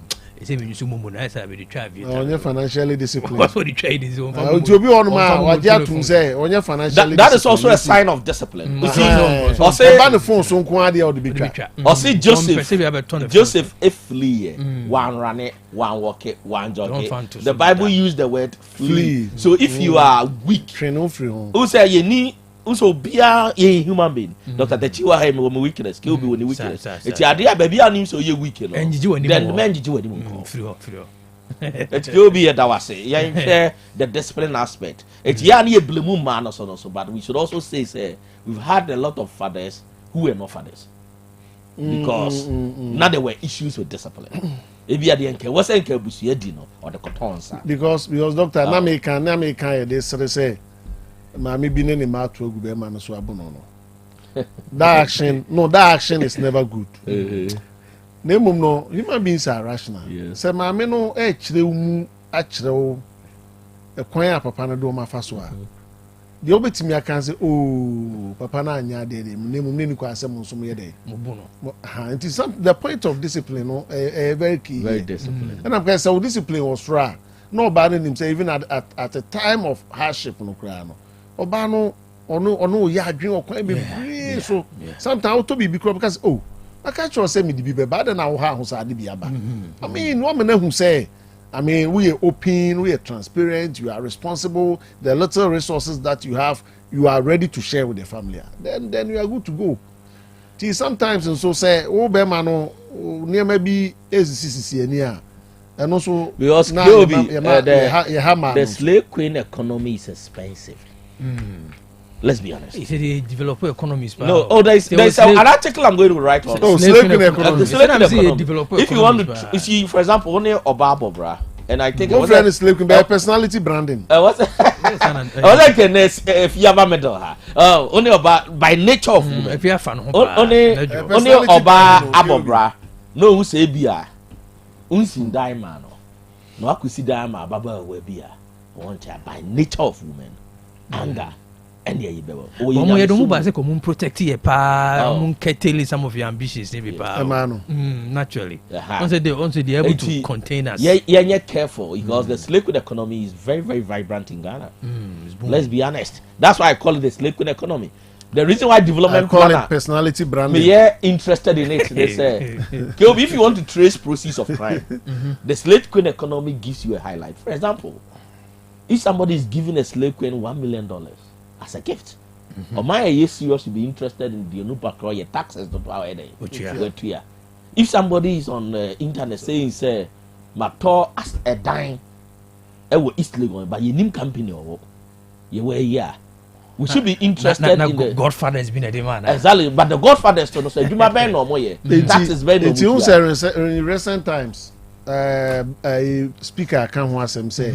Unexplained wealth. Yes. They are considering passing that bill. One of the excellent idea by so to say implementing here the year. It's simple because still Dr. Tachi. Obeso Dr. Tachi tax out here. Na wakobo. Ometibako even cry you crab. No one tax out here. Enunti or see a boy fear the enso ayehu or see a book will be the enso ayehu. There is no problem. What bring mo journey? What bring mo journey? No what to first card. No problem. Enunti say unexplained wealth. No, there are some people you can check. Wako GRE system. No wako check Shatawali. No have any tax out here. But what I say? No wako check a boy no friend a butreka no. No have tax out. Any problem so be here no here juma. We don't hear juma. Na me can say effort no is rewarding. Name no elsewhere. So we mess you. So we when your income, your taxes should correspond with your income. Say and correspond here. Just say osa ye juma fufuru bi. Osa fa kwa bi so nyeska bi a un declare. And the state will be interested in that. No, I get the taxes.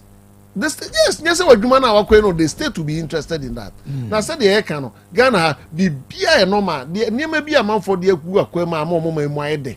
Eyen hihye eyen totoye. Untimi nyem niema wa ope. Ye de no bibia ye normal. Bibia ye normal. Now the search chiro man so enye. Okay. Eti ye conclude no. Be a senior coin in development plan your friend incentive based policy. Okay. Say ebia me show say me was kawi. Taxes are. How do we do? I'll be subject of investigation. It's by nature, no. Who will be our sika right while you pay the taxes? We share man for lifestyle party. You must taxes no. No one pass party. And it is the same way. I brought from fast for the JJ taxes. It will fraud Mayweather. Wako konto kwa when you sika millions of dollars. I buy no be tax. Nti ye hwe enko fo yi pa bininam tips amanfo ska o me some say to we mu no uko GRE system ni ma how much do they pay in terms of taxes? Do they really pay? Are they captured? Some of them no. But what I say, some of them no. Ebia obeka say bia indirect tax na they so be etua but personal income tax do they pay? Amanfo ke obi e sha amanfo hu enti say obi etua ne tax a Obon sa ban no so be de ebenye ska de aye mpuntunyuma. But the system no normal. Obehu na sa nkofo ya person point you ma yentimi nka obehu no obi antua tax. But you know the biggest threat. Omo lead here na ankasa no. They have a lot of undeclared wealth. Omo no kra na the implementation of this policy again. Because come on, omo ya yetimi say anywhere they be prosecute you be $1 million wo fee here. When you try $1 now, you can't possess more than $10,000 for the fee. QB. How would the leaders, even parliament, be committed to this cause? Because it's one of the policies, right, to the game changer. a bit reduce even busia kobo. But any interest, you're more interested in the NDC and MPP and things that do not bring results. So be my Senate document because the 5 common rules of a father. On no politician now, no. Secure the campaign, you know, good them. Secure the campaign, you know, good them. The salary correspond with campaigns, you cannot do. Right. So the democratic system nankasano and support to policy na ye kan. Okay. All right. I was your for ene ahana yede Nyansapo and komo twetwe ni nyina besi said ye Dr. Stephen Techi ene Dr. Santiago Nkano. Fatherhood no ye wo the national level no na yaka besi say national level de be ko so aka say ye be fa so sisi ni ba at the personal level so dia ɛno so no ya nkona de ba hyɛne nso sɛ woyɛ agya ɛwɔ sɛ woyɛ creative woyɛ obi a wodwene konkan ɛna afei woyɛ obi a woyɛ responsible ana de twa to no discipline and also woyɛ botumi de nhyehyɛ pa gu akwan mu ɛde ntotoyɛ egu akwan mu nti ha ɛne de Nyansapo nkɔmmɔ twetwe no ebesi megidi sɛ wasua nneɛma bebree na ne yɛkae mo sɛ Dapalon medicinals ɛne so yɛ ase ma de Nyansapo nkɔmmɔ twetwe no ɛbrɛ mu saa bere nsuo totɔe deɛ wone meyɛ adwene sɛ ntontom baa na ɛba ntontom ba so deɛ a na wonim sɛ malaria ɛso ato atesi ɛno nti yɛse sɛ ɔkɔhwɛ mu gyam na plasmodium parasite ne bi wɔ mu a Dr. Dapalon sɛ bɔmmɔden sɛ wo nsa bɛka lipiquin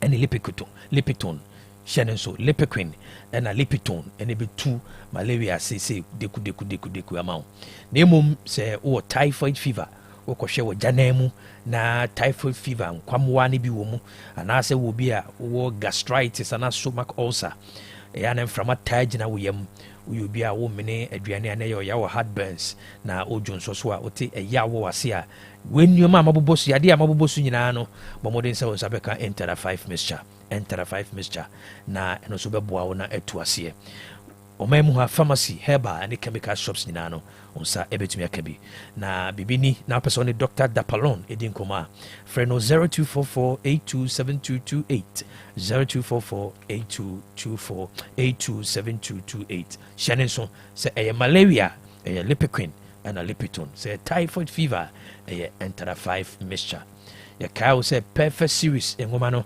ɛgu so a ɛboa Ghana mmɔfra ɛma ɔmu suadeɛ ɛma wɔn adwene mu ɛbɔ bill saa nwoma yi GS ɛne naka agye atom sɛ wobɛtumi de yɛtumi de asuadeɛ wɔ all levels from nursery 1 to GHS 3 say English language for basic 1 to GHS 3 welder people history of Ghana from basic 1 to basic 6 army from basic 1 to GHS 3 computing from basic KG 1 to basic 6 creative arts basic 1 to basic 6 science maths nyinaa no yɛsɛ perfect series books no ɛno na ma wo nsa ka bi Uba nursery 1 to KG2 numeracy language and literacy welder people creative arts phoenix computing coloring and writing ne nyinaa no bɔmmɔden sɛ wo nsa bɛka perfect series afei Uba basic 7 GHS 1 to basic 9 GHS 3 English language social studies science RME computing and career technology ne nyinaa no bɔmmɔden sɛ wo nsa bɛka perfect series saa bereɛ mmɔfra no ɛtwerɛ nso hwei dodoɔ no yusu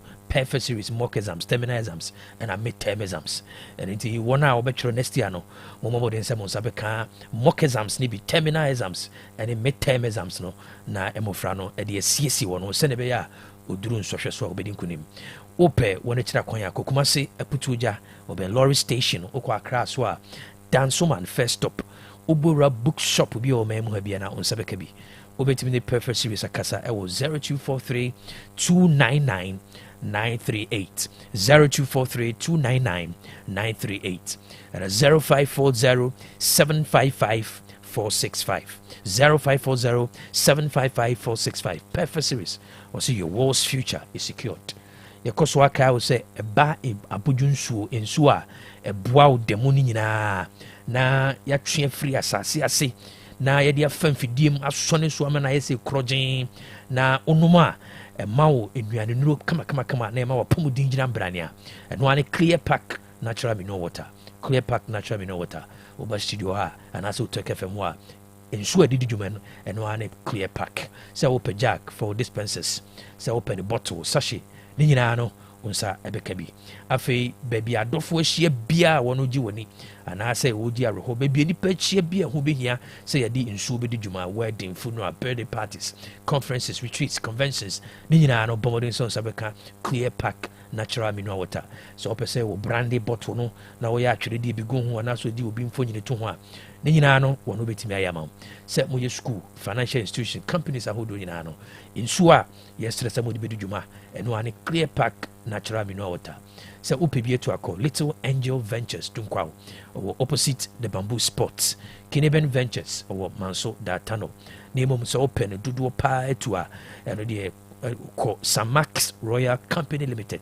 Any woman kasa 0244 041913 0244 041913 and I say which my friend 0558 001765 0558 001765 Bobodin sons abeka clear pack natural mineral water because what Kyle say ene ope mujadura adokotafo nyina agi atum na wɔde ma wɔn patients a ɛne grow fine herbal tonic wei digital herbal ɛna de abadwa so wɔse wɔnum ato wontimi didi ɛyɛ ana wo nan ne wo nsa yɛ titiriti edu anwummerɛ a ɛna wo yɛ wo den wobɛbu mfom paa wɔ mpa so saa wontimi nna afei wobɛso anɔpa na wayɛ mmerɛmmerɛmmerɛ ase abo anadwomu no nyinaa ɔbaa wɔfikyiri korɔ ho nsɛm nyinaa no yɛse wei bɔmmɔden sɛ wo nsa bɛka grow fine herbal tonic wei maa na ato Dr. Dean Dr. Menses ɛsan sɛ aboa wɔn papapapapa adanse no deɛ sɛ bebree ɛne ti ma sanka grow fine herbal tonic ɛsan sɛ nnuane no obi te sɛ vitamins ahyɛ mu sɛ ma afei wayare na afei na wo ho tɔw a bɔmmɔden sɛ wo nsa bɛka grow fine wopɛ bi atɔ a kɔ Misty Herbal Colinac Herbal Ashtown Imrom PFA Pharmacy Tafoni Road Smart Herbal Boase and afei chemical shops and a herbal shops o memu bia o memu hanyina no bora ho na wo sabeka grow fine herbal tonic oba Otec FM video mo so a wo sabetimi akabi na emom open dodo pa to dia hwehwe digital herbal kira kwan e wo Kumasi amekom runabout oben Bank of Africa ope emunchire mu na opeso ni Dr. Edidin Koma obetimi afre Dr. Menses 0244 596532 0244 596532 grow fine or say makes you grow fine abuso ye kai wo say edie be na apese woto ene so opese wo didwa pa dia phone no yemfa nye ko keke ana say yemfa send text message yemfa call social media keke ene phone ankasa eye marketplace a obetimi atena ba bia edidwa enti dia na apese woto say electrical appliances phones laptops fan TV air condition washing machines ene na hodo nyina no tena fie de hia so be download apapa mo e wo Play Store ana App Store e go phone so download Abapa More or Play Store and App Store for go phone so and I'll bet me called www.abapamore.com www.abapamore.com unya kohwa eniema bay na episode a free electrical appliances kitchenwares fashion furniture any day yase today na ebodin ubura ha unsa ebekabi the yan so be call phone so na oni wom edijuma na eni gisem se bebia wo memu bia no se oni Abapamo edidwa wo phone so a within 24 hours michire dakrope unsa ebeka wonye wo kapre odi bebere wo bebia wo bia onye wo kapre anase teku enunti no bomodin so obefra Abapamo 0593 386 133 0593 386 133 at 0593 391 848 0593 391 848 say Abapamo Sadi live band aba or say baby only what dofo hie bia mojimoni ana say bia moye yiyo ana asode moye crusade say mo pay instruments papa any instrumentalist ne enwum bia bia o masua na o betimi adi dwuma aboa mo a eno ane Hyper Plus live band Hyper Plus live band so we be a sport so we ye day uhia live band papa any Abapamo Enkasa from 0593 386 133 and 0593 391 848 nene omo ending komo ya kai will say if free sabri ya ekopim September 2025 Access Bank fa ketewa bɛgye kɛseɛ promo no ɛgu so dendendendendenden deɛ ɔhu yia ne sɛ wo current anaasɛ savings account no wode 250 Ghana cedi pɛ ɛbɛtom anaa the multiples of 250 Ghana cedi mekyerɛ 250 500 750 1000 1250 1005 ɛkɔ nyinaa no the more a wode sika no ɛtoɔ no na wogyina your chances of winning no kwaa na ɛkɔ soro ɛno nti hyɛ ne nso sɛ wowɔ youth account anaasɛ student account na after say wode 250 Ghana cedi ato account mu no spend 500 cedis ɛwɔ access visa card no so spend 500 Ghana cedi wɔ access visa card no so na wobɛtumi anya akyɛdeɛ bebree ɛsiane sɛ access bank de sika pupuruduo anaasɛ sika twitwiridie 500,000 ato hɔ a ɛno ɛne akyɛdeɛ bi te sɛ PS5 ɛna iPhone 16 ne Chromebook obi biara wobɛtumi de ho ahyɛ mu no wobɛtumi awini saa akyɛdeɛ bi ɛne nti hyɛ no so na wode 250 Ghana cedi bɛto account no mu na wososo watumi awini ɛma remfi sɛ saa akradeɛ ɔne National Lottery Authority ɛna ato kɛsɛ wobɛhu wɔ mu wɔ Caritas Lottery Platform ɛma remfi sɛ nsɛm kanyɛ ne nhyehyɛeɛ kakra wɔ ho fa ho join access faketewa bɛgye kɛseɛ promo no na ososo ɛdi akyɛdeɛ bebree sɛ wopɛ mu nkyerɛ mu a kɔ mo website www.ghana.accessbankplc.com www.ghana.accessbankplc.com and after mo toll free line 0800 004400 0800 004400 Access Bank or say more than banking. The chat will cry Kyle say the fearsome three Hepa Plus, Pavi, and a Plasmos. Egusua, Ejasua, Ebwa, and Manipa Bibre, Apomodin, Ejrabrani. We, ye Kyle say, Onyare and Sana Wano, a for immune booster. We, a bois unquamwana, and Nija, there will be a pesa Benny Pedriamono, and any DSC, now on man crying, Emani Mametan Pedriamo. And until say, no Hepa Plus, Pavi, and a Plasmos. Now, immune system, and yet, din.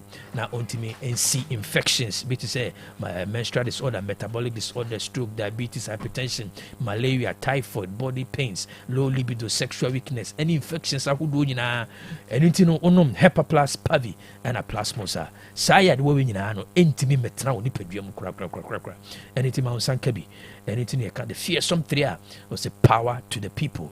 Opese one Dr. Eben Kasa na uwonchiremu bia obetimi afe no it was 0542 778572 0542 778572 and at 0591367 0591367 se o amanone na opesoni Dr. Eben Kasa no mahomanie 0542 807 907 0542 807-907. Ye kaimo say Hepa Plus, Pavi, Plasmos, Adaroma, and a day mo voice note no ebremo. Thank you for good morning. Boma bas my de Otec management, my de no daleta. Come in the cruise. Why two signing be a football and come as a son and I'm very, very, very, very good. Ke uri maya or hosi and as sports canoe, nipa number nabano. Nemani be, Kufilabi. We are very, very, very, very good. Oh my idea, Mobile Otec team no man, Nema Elcopa. They would say, Tamana all back on the neighbor.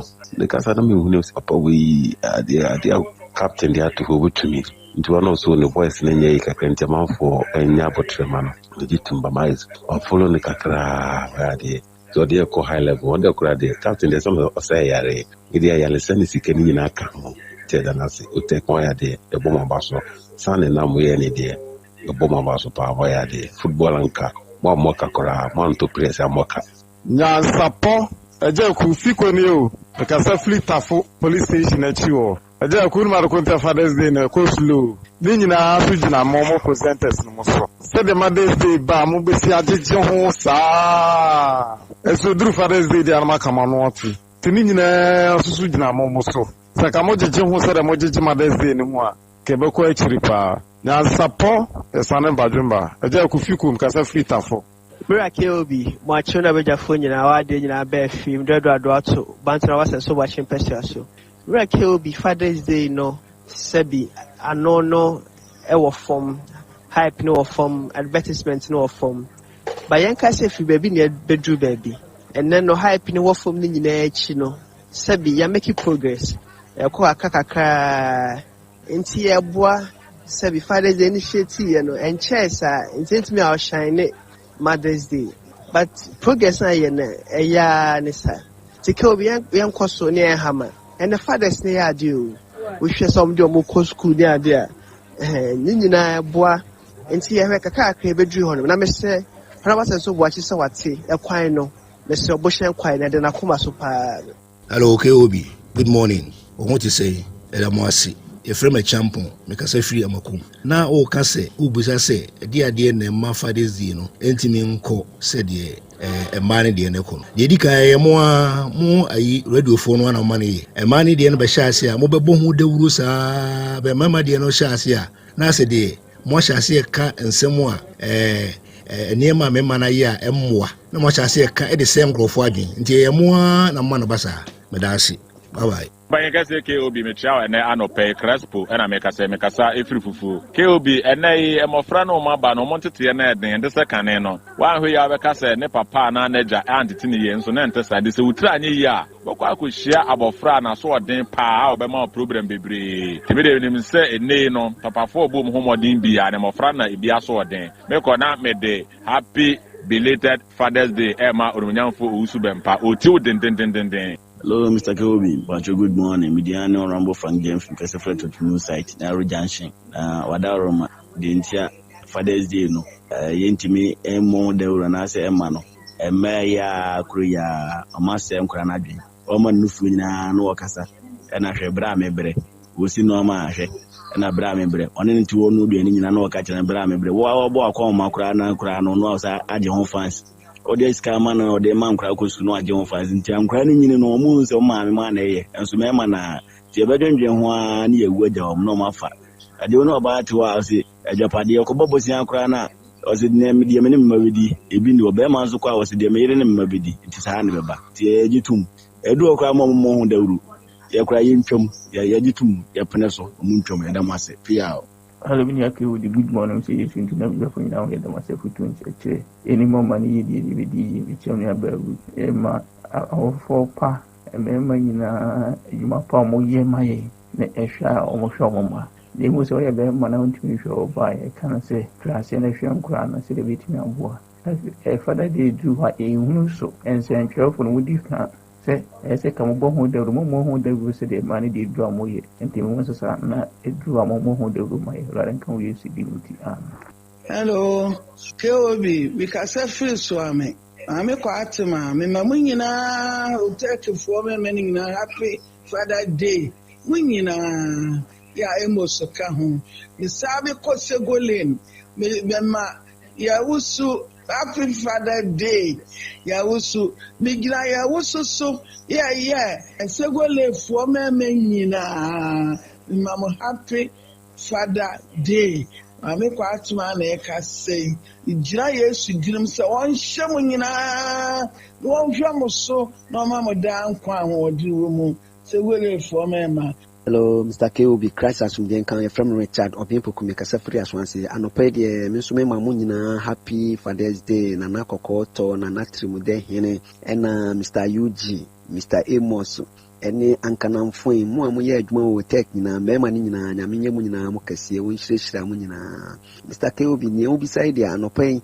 Bikidia say a janoma omunyo ma se die ye no omuna akoka be kaye na nso sesia de gidie say esesa first no de na won Father's Day kra de pia Mother's Day na nedie na miadum yesesa ne kakra a janoma omunyo ma se die ye no e boa ma sesia nsesan e ba nti ye nyina ye momodin say ye wo a ye behwe ye mani ye na ye manu so atimi abehwe na nso atimi akaye that's it. Bye. Hello, KOB. Good morning. We did the Misty Paul. Make us in carry. What the KOB in some of the 2 Father's Days, Mother's Days.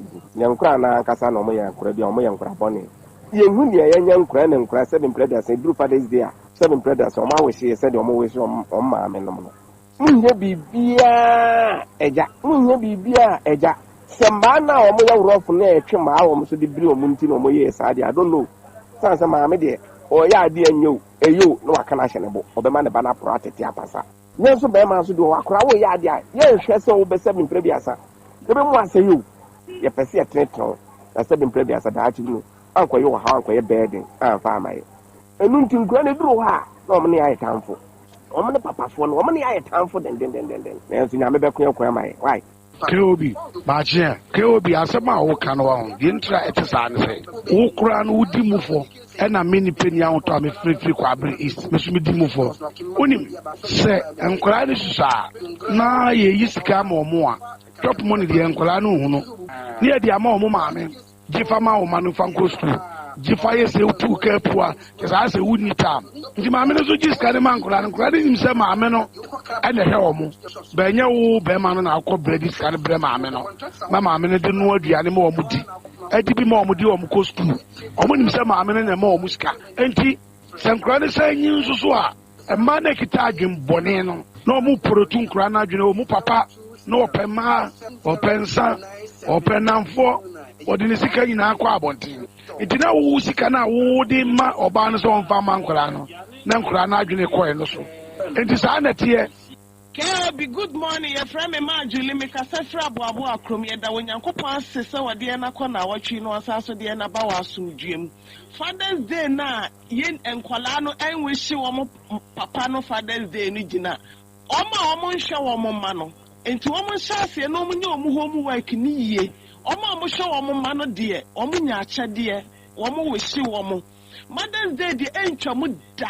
Fisa single mothers ne dɔɔso akwala bia tua ne maame nufu ano no ɔno mu a ɔde ne nsa to so ne nufu so kyerɛ sɛ ɔdɔ ne maame ɔhwɛ ne maame anim hasua ne maame ti a ɔde tua ne school fees ɔde hwɛ no ɔmo hu no mɛmɛ binom nyɛ sika a nkurɔfoɔ ma no ɔmo de hwɛ wɔn ɔmo nhwɛ wɔn ankasa mma Edenti na Father's Day entime nye ntre ha te sɛ Mother's Day ne deɛ bra kwakue me de sobo ne nyinaa bɛbɔ mo mo nsɛntwerɛfoɔ yi a because the enti American sa ne sɛ Mother's Day bɛba bɛbɔ so me sɛ boso me mienu mo ana mo bɛka wɔ TV so ne radio so ama yate nanso Father's Day yi du a ɛdeɛ na mo a mo yɛ ɛmɛɛma mo host programs wɔ TV ahoroɔ so ne radio ahoroɔ so no mo yɛ fa ho akwaku mo yɛ hwee fa ho mo so mo yɛ mɛɛma o wahu yɛsrɛ mo mo so mo yɛ mɛɛma hwɛ Otec FM si yɛhwɛ programs a mo yɛ o mienu pɛ ɛna yɛ na host no wahu ma si ɛna maame ɔmo nko na ɔmo program ɔmo yɛ ma mo a mo ka nyina ma ɛnso every Monday ebesi Friday abrakwaku o free program ne so no man te sɛ o come Father's Day in one step oh radio no so na be dan Father's Day atimi agentra sɛ de ɛma ne de na ɛyɛ no K.O. ni Otec tiefo nyina ɛyɛ the hard working chief of staff for buade anyamisura hyɛ ne ma na ho brasɛ ne futufu de to his excellency John Dramani Mahama ni NDC ntina ne ɔman na patro ya sate so $1 aba fo ma yɛte ase trepam yɛwura duro zebra ba chairman Kenya mi do adu kuma se santase anopa mi mawiase mema nyina ne mi papa chief of staff happy Father's Day emre bia Mother's Day yedini na wakini nyina afi Father's Day so ye mema no yediri na watwi nyina ebisa ye mema no ye kwati mfifire ne de aba na fie ye denti Ghana ni bema bia papa bia aneda mi mo bia happy Father's Day Onimanyamfo Kobi akwasi ewa taxi driver ni na onimanyamfo Father's Day ndie yere no ma no ma ye Father's Day no unpopular because ye Mother's Day no emema nyina aka bomu celebrate Mother's Day no by Father's Day ndie ma no nyina aka omo no atum ba hwe ensamtrefo mo so mo kan wana Father's Day na ye unpopular edu Mother's Day a be 2 months mutimi bon dawuro saa Father's Day em say 1 week ye beka aye Father's Day a na mo bon hu dawuro ba de ba ko e wo say hye no so no say nyanyame ye hyira no ye den a ye hyira no nyame say mema me head of the family ema sanya mo beka fa hu bia mema ye head of the family. Good morning, Kobi. Mr. Bones Nekase, Nkate Free Jinyase. Kobi, and a paid about Koba, and Mawakaba, Mawakaba, and they are Tiasem, Atopre. Atia, Snamin Tiaseda, and no answer may make him be quick. By Kokoto, Amayam, Asantiama Mebako, say Atopre, the car signature, Udokra, El Gratopre. Kokoto, so Yamenka, it was an inch at the Bia, or the May, why Munkoso Sa from my. Mommy won't say we are dynamic. Obi abe biko na edu Kobi also the different format as well. That was a pa me tia santama me ase amane ne tia ase there was a KOB. Namenka, Betty Enka, or Yamenka, Salam alaikum, Mr. Bones, Kadefri Nyansi. You share Papa Fulmina. Kewo do no take my phone na me man mam happy Father's Day. Sire mo ju tum do for krobia na asante. Me je papa plus doctor. Du papa rura. Obi anta papa plus no no nya pomden e Monique da by news site. Voice note to me man nyina your mom happy Father's Day. Kupon o nhira mo nyina. O question no, uji hu di abodin. So nim se o ye japa na se wo hwe o ma. Nye obi na beka. Obia enura oye japa bia no ne mane na ire be sene nmunyam nya me Monique na meka enti de wonye nso no ono abehu enti we de enye me na meyi watan wa wumu no se wudi fa wunim ema no bia nim bra ye bre se be heye ma obia person be die because no one was born criminal obefana saasi so enti e na de ya sade nse meyani be koye ma ho na ye onchia ne de ye betena Good morning, the champion host KOB. We are Mangwa Emmanuel Kuntum Hababuma. I'm chair a yami papa. Nana menu ewan baseti and mamma. Happy Father's Day. Na the American say Father's Day, Mother's Day. They be kwaswa a more radio phone. Na yana wakaone a year be a woman say radio ni be matimi transit. As me over Kankra in Saint Crime. I did be more now who promotion no na a J in train. No be a TB. More now, Jihu, Nana, she said, as I said, na 20 patri more. More radio for me who Jim, no matter how, will be able to. For the general way we go for a plus among quite in my crowd. Good morning, for Kwaku. But for my back, Nyansapo there, Ukraine, Santiago were superb. Omina good, was Santiago the Domuson. Ah, but didn't kind of what to me. Get a Panavoya man for the toe. Ah, she said, "My phone, I'm going to use car or Ghana." I said, "Anything." So be a speaker, council of state, minister. KOB, when you have a for match, no money at Juma. Before in petty number 1, a janum, Mamu money at Juma. In fact, we are jar. Mr. say, Kakraba Butuma, Obusia de Shomo, then so also General, for bitter and Pebidi, Tata the Pebishe, Nafaka Council to which. Now, why you ya, a da, where you deal. Irresponsible for no yado beka ho enu sabre nso na okokrabo man no saa no ahwe ya awerho na odi beko owuo mu ma ejanum nyina mo eniyo teka beja for the masse ne dwuma pa mo bo menua mo asem bi kwaso na menim se mo betwentwen ho so anka be boa me be me dan so ni nyina na se aban ne se mra transport ministry ne ne GPR for ne mpen form ka ho hia se ye ntelo first 15%. A buy and a drivers and a say one do a month so. Now me pese me who say, and rapping and a home bit me dear drivers. And I say, I buy bit my shemra, not to me for seeing so not buying a in any sa. Ain't it? I do any serious, any whom more mine Anna. All I learn in my sort of Butu. Otec 102.9 FM, the pride of Ashanti. All right, for you better margin chira mo de baye ni nyina ye better ma sese mo de margin chira baye na ye kai mo say dwumaku a so yasene me de mo voice note ni bremo no the fearsome 3 ebenage de aba edwaso me chire hepa plus pavi na plasmos na me de mo voice note no ebremo sabre yensaka jerina seba center wa ha ye dan ho ba ye ba ne agenim adidi komo Obi a me job enu ma chira me na for say be me wedding papa bi hwerege basa bi a wakoto tatnya buti I don't sweet as and mama bounce sometimes so am dear but we jam wo ka bia ma me anasa be ka bia ma the wife e kan dey crew sawo rings so dey papa monko ejaba jewelry e hon wodi pure gold e ya gudie bia ejaba jewelry e ho dey na me pe all right ye be ko ejaba jewelry a one na wo pure gold ya dia wedding any engagement rings bracelets anklets waist chains asumade komade papa ne border from wa wubenya wo ye bi e wo Ghana no aye bi nsu amano ne enya kire hoy wo Ejaba house adum kumase Prempre second street monfre 0277 10 44 88 and menshia wo Ejaba family house menshia traffic light monfre 0277 40 44 88 website www.ejabajewelry.com and email info@ejabajewelry.com. Ejaba Jewelry, a good dear papa fee no. All right, Jabba Jewelry, a goodie, Papa Fee. Adenim, Akwaba. Keobi, Majoso. Do you rather say, dear? And I deja, and Yasan Kitua, just a maybe the way Keobi, just a Kumasi Mountains, which is a beer beam there to take. With Keobi and pay, and Yasan Kitua, Nyansapo, you made yeso.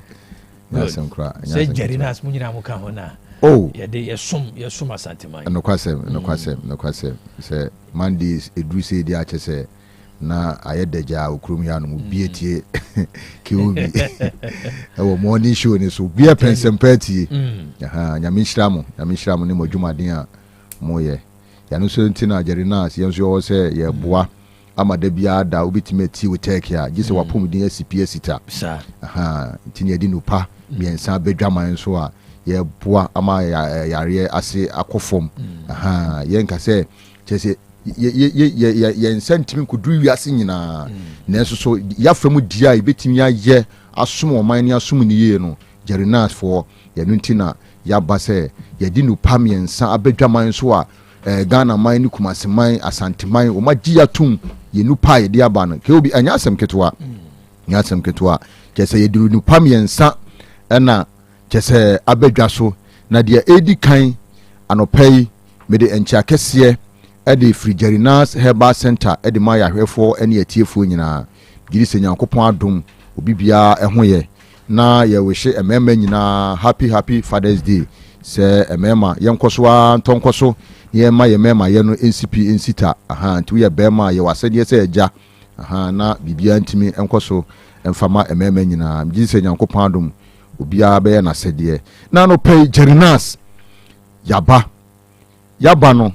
Na yaba ne pabene so se wo pomudin besipi besita nti we bema ana oba na no pewu tiemi na wa pomudin sem no ewo foma edura mekanfo ama didi kan eye garlic mesha no Jerina's garlic mesha ye kan garlic asema odofo winim de garlic eye manipadua ewo yentin ene yemocha mu kese obi wo hono ma meka sei o sorry ye nensa ititiriti kese o tene nsanum kra entene wontimi empompe emfa nkoma nensa abakon no entimi nkoa ene watimi de akọ ede aba ma me papa se sa ha we bi wo so a na wo veins no entini no emoja na wo se penetrate efam no na entimi ni afusane enkoma edura mekanfo na medi ho adanse ama na beboa atu sa ha wo na se eye Jerina's garlic mesha no ma me papa kupebi no na emwa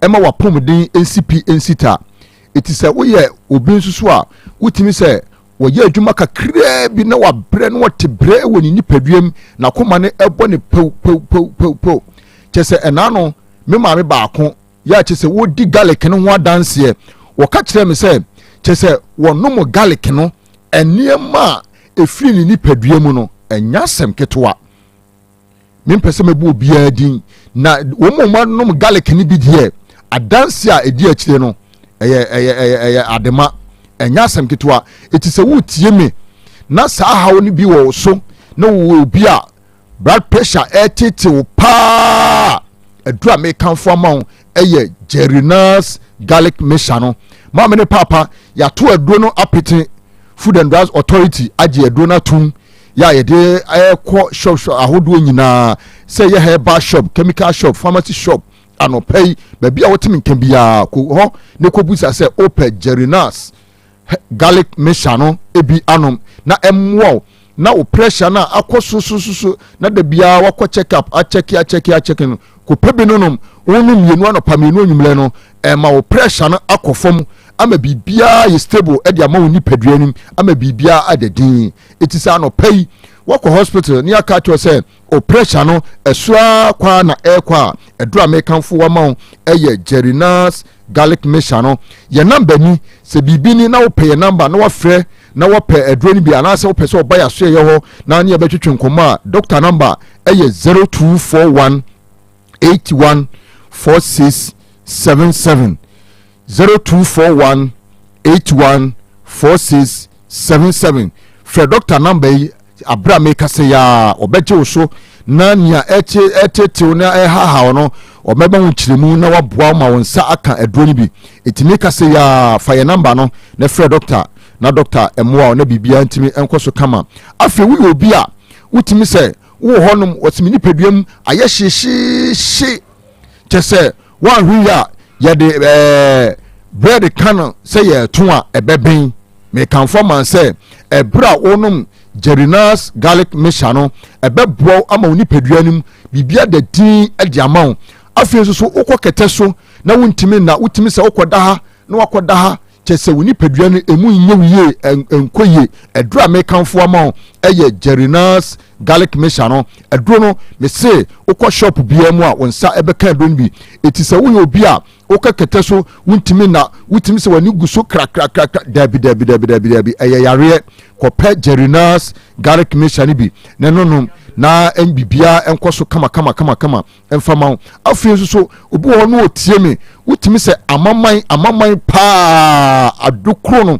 ɛwɔ nipadua nim kyɛ sɛ ne ti woyɛ biribi kakra bi a na wɔkwan ne minim konkon kyɛ sɛ fam sɛ obɛyi ne adeɛ no ɛduru a mekamfo ama wo na bɛtu saa haw no ase ɛyɛ Jerinas garlic mixture no ɔdɔfoɔ maame papa kopɛ bi no na ɛmmoa na amaman na ada wo tim na ɛdi wonya ɛtete wɔ no wotimi sɛ obi wɔ no a ɛberɛ a ɛduru time sɛ ɔbɛda no afei na ne hwenem nyinaa sisi wɔhome kyerɛ sɛ ne hwenem nyinaa si ɔbɛkwanya dabi ɛyɛ amaman no ɛna ada ne etire ada ne padua nim kɔpɛ Jerinas garlic ni bi ɛnonom na ɛntu saa haw no ase nyinaa ɛmfama wo afei nso so woyɛ ɔbaa anaa bɛrima na wotie me wotumi sɛ cholesterol paa fat kyɛ sɛ ada ɛwɔ nipadua nim ɔbaa wotumi sɛ wahyɛ ataale wɔno a sɛbesɛbe wɔnyem ɛno nso so a kyɛ sɛ nafunu kyɛ sɛ ebom ankasa kyɛ sɛ nafunu sima ankasa yɛ kyɛ sɛ wɔhyɛ ataale bi a kyɛ sɛ ntumi nyini nipadua no ntumi fa ne ma ɔbaa anaa bɛrima sɛ wowɔ saa haw no bi a kɔpɛ Jerinas garlic mixture no bi ɛno no ɛbɛda ne fat ne nyinaa ama kyɛ sɛ nipadua no wɔanya wo shape kama ɛde ama wo ama bibia timi adadin ɛde ama wo ɛti sɛ anɔpɛ yi wotie me na nneɛma a mebubu bɔ so yi ebi ne ɛdi asie wɔ nipadua no mu deɛ a kɔpɛ Jerinas garlic mixture no bi ɛmfama na bibia ɛtumi nkɔ kama obi wɔ so wotumi sɛ saade nam yi hwia na wɔhwie kyɛ sɛ ama ne ntini no mu nyinaa asisi kyɛ sɛ wɔyɛ a wɔsɛ biribi de ananse akye me nan ayɛ dufu me nan ayɛ titiritiri me nan sɛ ahohono dabi ɛyɛ yareɛ kɔpɛ Jerinas garlic mixture no bi na nonom na ɛmmoa ɛma bibia ɛnyɛ kama ɛmfama so obi wɔ hɔ nom a wotumi sɛ diabetes nso ɛtetee no ɛsikyire yareɛ mekamfo ama sɛ kɔpɛ Jerinas garlic mixture no bi ɛnonom na ɛtu saa haw no ase nyinaa ɛmfama na bibia ntimi nkɔ so kama ɛmfama me se yɛ number no ɛyɛ 0241 81 4677 0241 81 4677 meka sɛ ya me se frɛ doctor sisia na ɛne ne ntwetwe nkɔmmɔ na yɛ garlic na yɛde abɛdwaman so no maame ne papa kopɛ bi no nom obi wɔ so wɔtumi sɛ asma ɛtete no ɛnya asɛm ketewa da bia kyɛ sɛ wɔbɔ wa kyɛ sɛ wɔyɛ biribi kakra bi na ɔte so he kopɛ bi na entu asma no ase emfama na bibia entimi ekɔ so kama na the way amanfoɔ esi di garlic ne ho danse no sɛ yɛse ukɔdwa mienu a ɛna huhu nia ɛba wode wanom bi wode mese kɔpɛ Jerinas yɛ garlic na yɛde abɛdwa so no kɔpɛ bi nonom na wobɛhu adanse a wobɛdie yɛne nti na yɛbɔ yɛ mmara ne ka sɛ abibiduro mu nyinaa komando ɛnya asɛm ketewa ɛnyɛ sɛ yɛbɛtena ha ɛna kasa tenten ne kasa dɛ ɛna yɛ dɛ dabi wɔn a wɔn anom aduro no ɛdi adanseɛ sɛsie sɛ meyɛ biefo ni a ɛnya asɛm ketewa adanse a ɛbɛba afidie so no ɛnya asɛm ketewa ɛti sɛ wote me nka na nneɛma a mebobɔ so yi ɛdi wonya ɛtetew a aduro ɛbɛboa ɛyɛ Jerinas garlic mixture no kɔpɛ bi no na ɛmmoa ɛma nipadua no bibia ɛnyɛ kama ɛmfama afei ye de Jerinas garlic mixture no herbal mixture so e de abadwa so wo mu a wo makọ hospital ama doctor e de pen esi so aka chom se etridi yare malaria e na etete wo no edura mekanfo ama anopai na beboa etu sa malaria na sinyina e ye Jerinas garlic herbal mixture no ko pebi no na entu malaria no ase enfama obo so a wutimi se fever typhoid tete no jaundice hana dwene chese wodwunso a enka edi akire nani ubehunu no wo hwe nanim a enhwe na sotia na etie fon na wo fon wontumi ni di nanum ato chese wo beka se emmoa na etete no me kanfo Jerinas herbal mixture no e de ama se kopebi no na enema mebubo so nyina etu na si deku enfama obo so otim se ulcer etete no pass koko enya asem kitwa ne yam ebufa so chese aduane to ne yam a aya asem etimi kanfo ma se utie mi wo yo ba bema na se Osa etitiwa edura mekanfo amao eye Jerinas herbal mixture no kopebi nonom na entu enema mebubo sui ase nyina enfama na ma wapomdin NCP ensita na bibia enfa enkoso enfama afenso so obi wonso a wutim se nani pura na aprusuo na nani no aye koko etete no edura mekanfo amao eye Jerinas herbal mixture no kopebi nonom na entu malaria ne ene typhoid ne jaundice no ase bibia fama infections na wodofo emumi enu nyina amanya monom Jerinas herbal mixture no ebetu na se kra e de amount ama bibia timi akoso kama afenso so ye de sciatica Jerinas Vico no esoso e de aba obu on so atimi se ni waste no enya asem ketwa etutu no ekuru aba sisienim wogene ho a enye chese enya asem ketwa me kanfo ma se eye sisie ko ade a edure beboa eye Jerinas Vico no kopebi no na entu na se deku enfama obu on ma utimi se wokọ nipadua no utimi se wa balance wa free nipadua so wa chia wo ye safo ni bia edure me kanfo mo anopai eye Jerinas Vico no kopebi no na emwa na bibia ntimi ntodi enfama afenso so obu on so utimi se sciatica wo se me nan kokom etwetweme ese wotifaako wode ne napem a wosibibi de anansi acheme dabi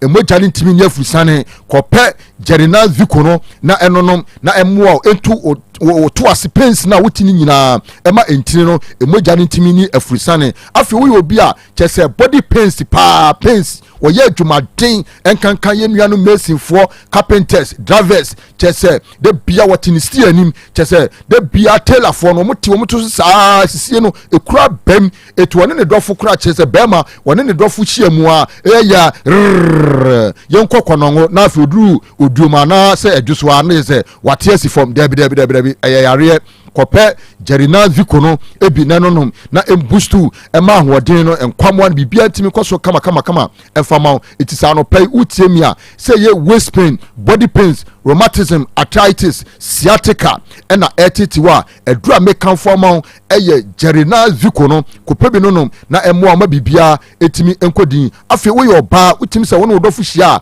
atenkane ni ho eno Father's Day utimi se wukunu eba ho o bo hwene debi achedia betimi de ache okunu amana ni agye ne se wodi ne be hia ewo nem ama bibia atimi akoso se saade na antimi amade a na chese enema atosini enema ha adwene entianopai me kanfo Jerinas Vico no e de ama adofu bia se wo ye bema wo ye oba ye kanfo ma se pebinunom na emwo na pens bia etiti wo obi a wanyedua are chese wutimi se ne nsa no wo maso ema ne nsa na yetititi adwodwo aduru ebeboa eye Jerinas Vico no kopebi nonom na ebeboa ama bibia adedin e de ama eduro no ukọ Fredmens okeo enuro no ebi wo honom ukọ Misty Herba esusu wo emuro ono so ebi e wo honom Kolenak esusu wo Ashtown ukọ so eduro no ebi wo ho Apedank esusu wo emuro eduro no ebi wo ho ukọ Oboy e wo honom Oboy yaw Gilgad Herba Ashtown Main Street mu honom a eduro no bi so e wo ho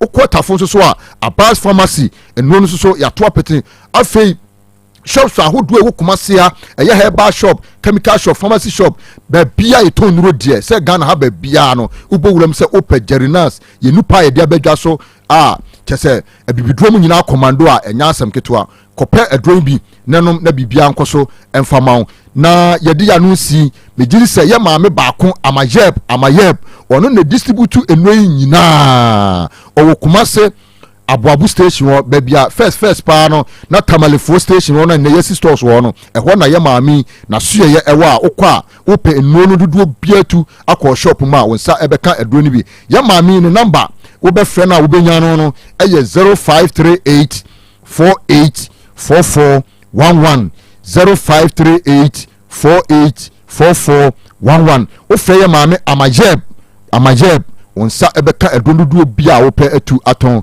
ama bibia akoso e de amount that face so doctor number no so misisu biem doctor number no so ade benya no eye 0241814677 Kumase yewo bebia DVL for no na bebia first near for ose kwadwo no eho na ye herbal center no yewo it is opese wutu anamon na ne betwetwe nkomo a eho na yaso ye no uduro na opese uni ebedi nkomo a printing press bi di kan ubisa se Jerinas herbal center yewo hia ombe kyerɛw na waba na ne doctors abetena se na afi woni yatwetwe nkomo na ne etiti bia no ye boaw amwapomidin SCP asita Kobi jiri se yeah, the Anubisi. Aha, that's ene. The best atuaso. Good. Yeah, that's it. I was for Jerinas Herbal Center and yete wono enkano.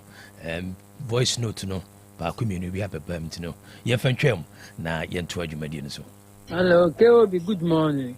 Pacho, mamines as much as no. Answer you be on a table funte again na sugar ni in woman. Come to me, boss. Oh, Keobi, with me checking Kakanka boy.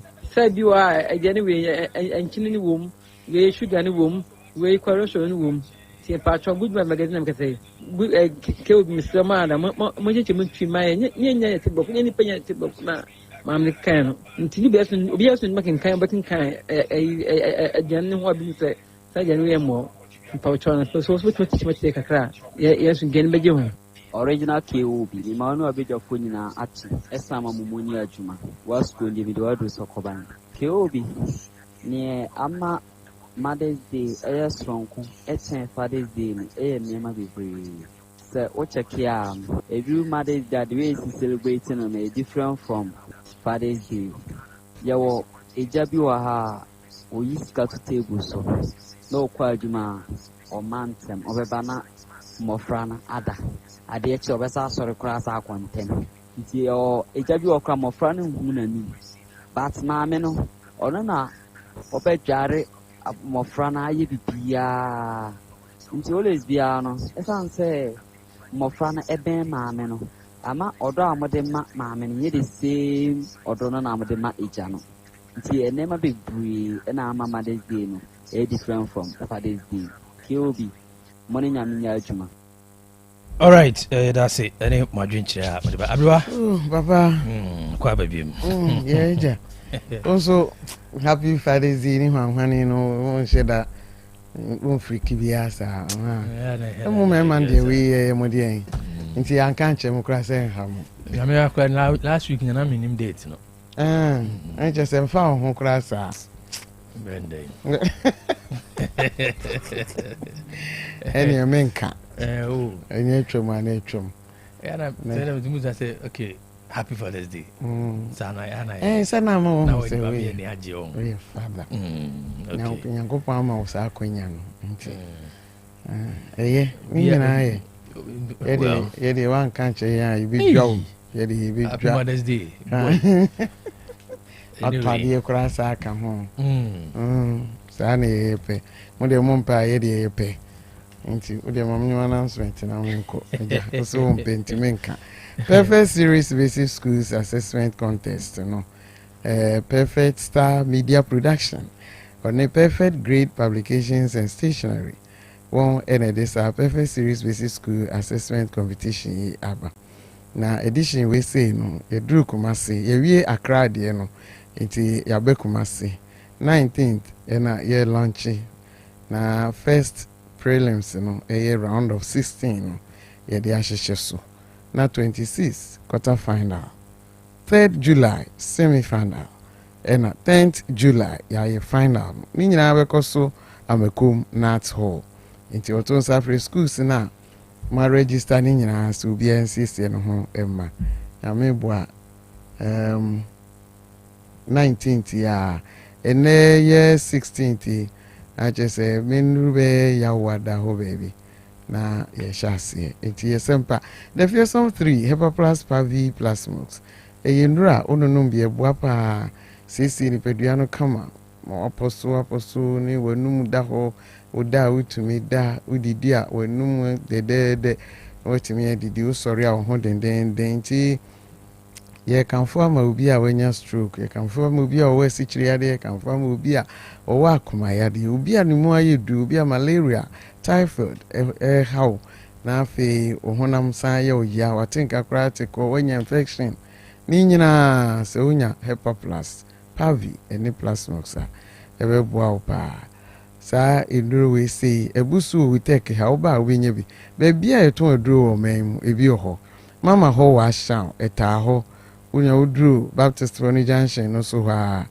mankana se container no so mama mambi nkonom obi hu se Hepa Plus Pavi ene plasmox ho asem ena woken for doctor our number is so 0542 778 0542 807907 0591 367898 senkomo bia wo ho a ene doctor ni na bibia ebe fine no bio Hepa Plus Pavi Plasmox was a power to the people.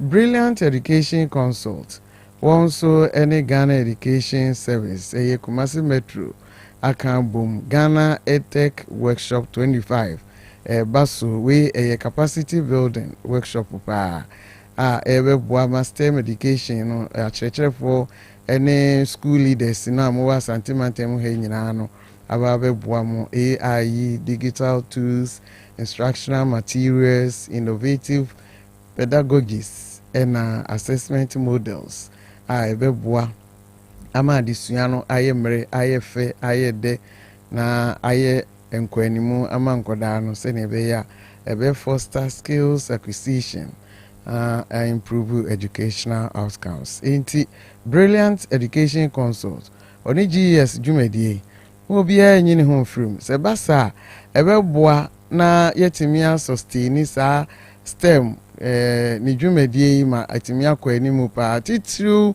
was subjects be to say science technology computing no engineering arts and maths enti obia enye ne ho from schools be 200 na akambo mu private and public schools so ena omo ba beje sa nimdie we say enti enyu home frame the obenya frame mfasodie no ebi ye insight for strategic positioning ebi ye competitive advantage to scale ebi ye access tools to drive innovation in STEM ebi ye drive improved academic performance ena ebi ye network with forward thinking educationists enti ohun say benefits no doso Mr. 18th ene 16 ochina ene ewukuyada na dwumadie no baso dendende wo KNUST Great Hall anopa no nkno kusi na nwumre no 9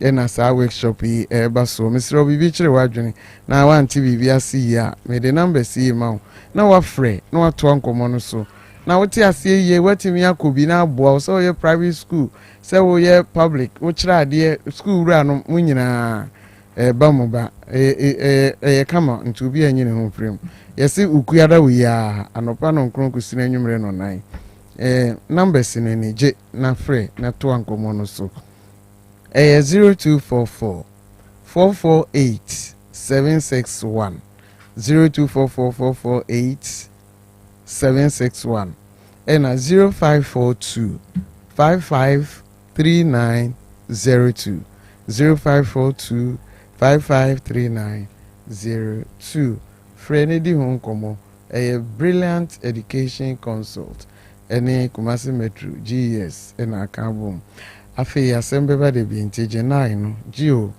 a 0536 222 554 bibi ha onet etew na ekire wadwuna onye obi emwa onye obi nka wasem bi nkire no a bra na nakorobia ya asantene na bedwafo obi tie o na omadi wachi number no bio 0536222554 It's a WhatsApp line. Between the audio afaho, between the story be afaho, between the videos so afaho. Now follow ye or your social media platforms in so Facebook, TikTok, Instagram, YouTube, X. Nina you take 102.9 FM. Obekono the yaye jawo ni nyina na ewo ho. Now so akutie na wakohwe. Your WhatsApp line there 0505 225578. You know there wait me the audio bia afaho ediaba. Ebusan from Kaibo no SC. My monitor adeshe. Baba. Abra. That's it. Everybody so happy Father's Day, Anna. So oh, yes, I'm impressed. I didn't pempe. When you said that, Kwaku say happy Father's Day to you. Be belated. Someone want to ask say Friday in advance. And then they belated. James Omomuba and Brano. And it me celebrating a Pomon Bedroom Canomone, I let me celebrating. And no say we answered Amo. Maybe my dean, sir. Girl, we say, Yamia, you dean him. I am more declare Papa for now. Hey, Davio, Sister Drew. Oh, what's it? My own son, we are more. If we are winning, you dean. Say, Dean is are you dean to throw you Dean is with me for baby. Sir, since you're not 20 years, since you're Toya, na Junina, be seeing Anopano. Iti Yamia Shram, Yadamasi. Omotimi Koradian. Omo man cotton a feet, Omo Mudi can call Mudi Fiada Name Dacoy. Enti Nina ye, Yamin Shram, Pepper Plus, but a woman to be bourgeois for the true new touring house, or to be bourgeois for the Nina ye, Nina can home be. And also, 80 Yamin Shram, Yamin till any one Shremo, Memma. Na munhuru mo botaya nti nyame de mo bae very necessary na munru botaye no ho nyame nka mo ho pa ami abusua de beda abrewana na ase na yatoa so sabre ye de mo birthday messages no ebebremo na ye kai mo se ye digital herba na asoya sene a ye de mo birthday messages no ebremo hyene so se wo pe mo jeduro papa na ewodwa so a doctor fo no obi edi ho adanse a eno ani grow fine herbal tonic we eye mojaduro se wonu mato untimi didi eya na onan ene wonsa etaye otitiriti edu anwumra untimi nda ena ho den ma wo afei wo so anopa no aye se mremremremremremre mba no yo ye nka ne tenten mo ana mato ne din Dr. Menses ena amdwumadi a edi ewo mo nipaduam eboa ema mo fichiri kro no se ye kama enu ti bomoden se wo de no wo fichiri kro no eba na ye wo ya obi ate wonka ave susu de na maye ana se wo de na makra bomoden so nsabeka grow fine herbal tonic na aboa e sanse nuane nuro bit se vitamins achemu se ma a ebeboa na onipadua no anya na hoden afi so eboa manipadua no kotia infections ahodo nyina na wosaso de nuane nuro a ewo anti-aging properties onuma ema onipadua no ntwontwom ema wo ye kama enu nti ana woka grow fine or say makes you grow fine omemu ha bebie ton aduro bia say ye herbal chemical and a pharmacy ura ha onsabeka grow fine herbal tonic uba Otec FM so a onsabeka bi na open dodo pa dia hwehwe won kira kwan ewo Kumasi amekom runabout Obey Bank of Africa na onsa ebekabi se onti bibia se na opese oni Dr. Menses edinkoma obetimi afre no 0244 596532 0244 596532 grow fine or it makes you grow fine.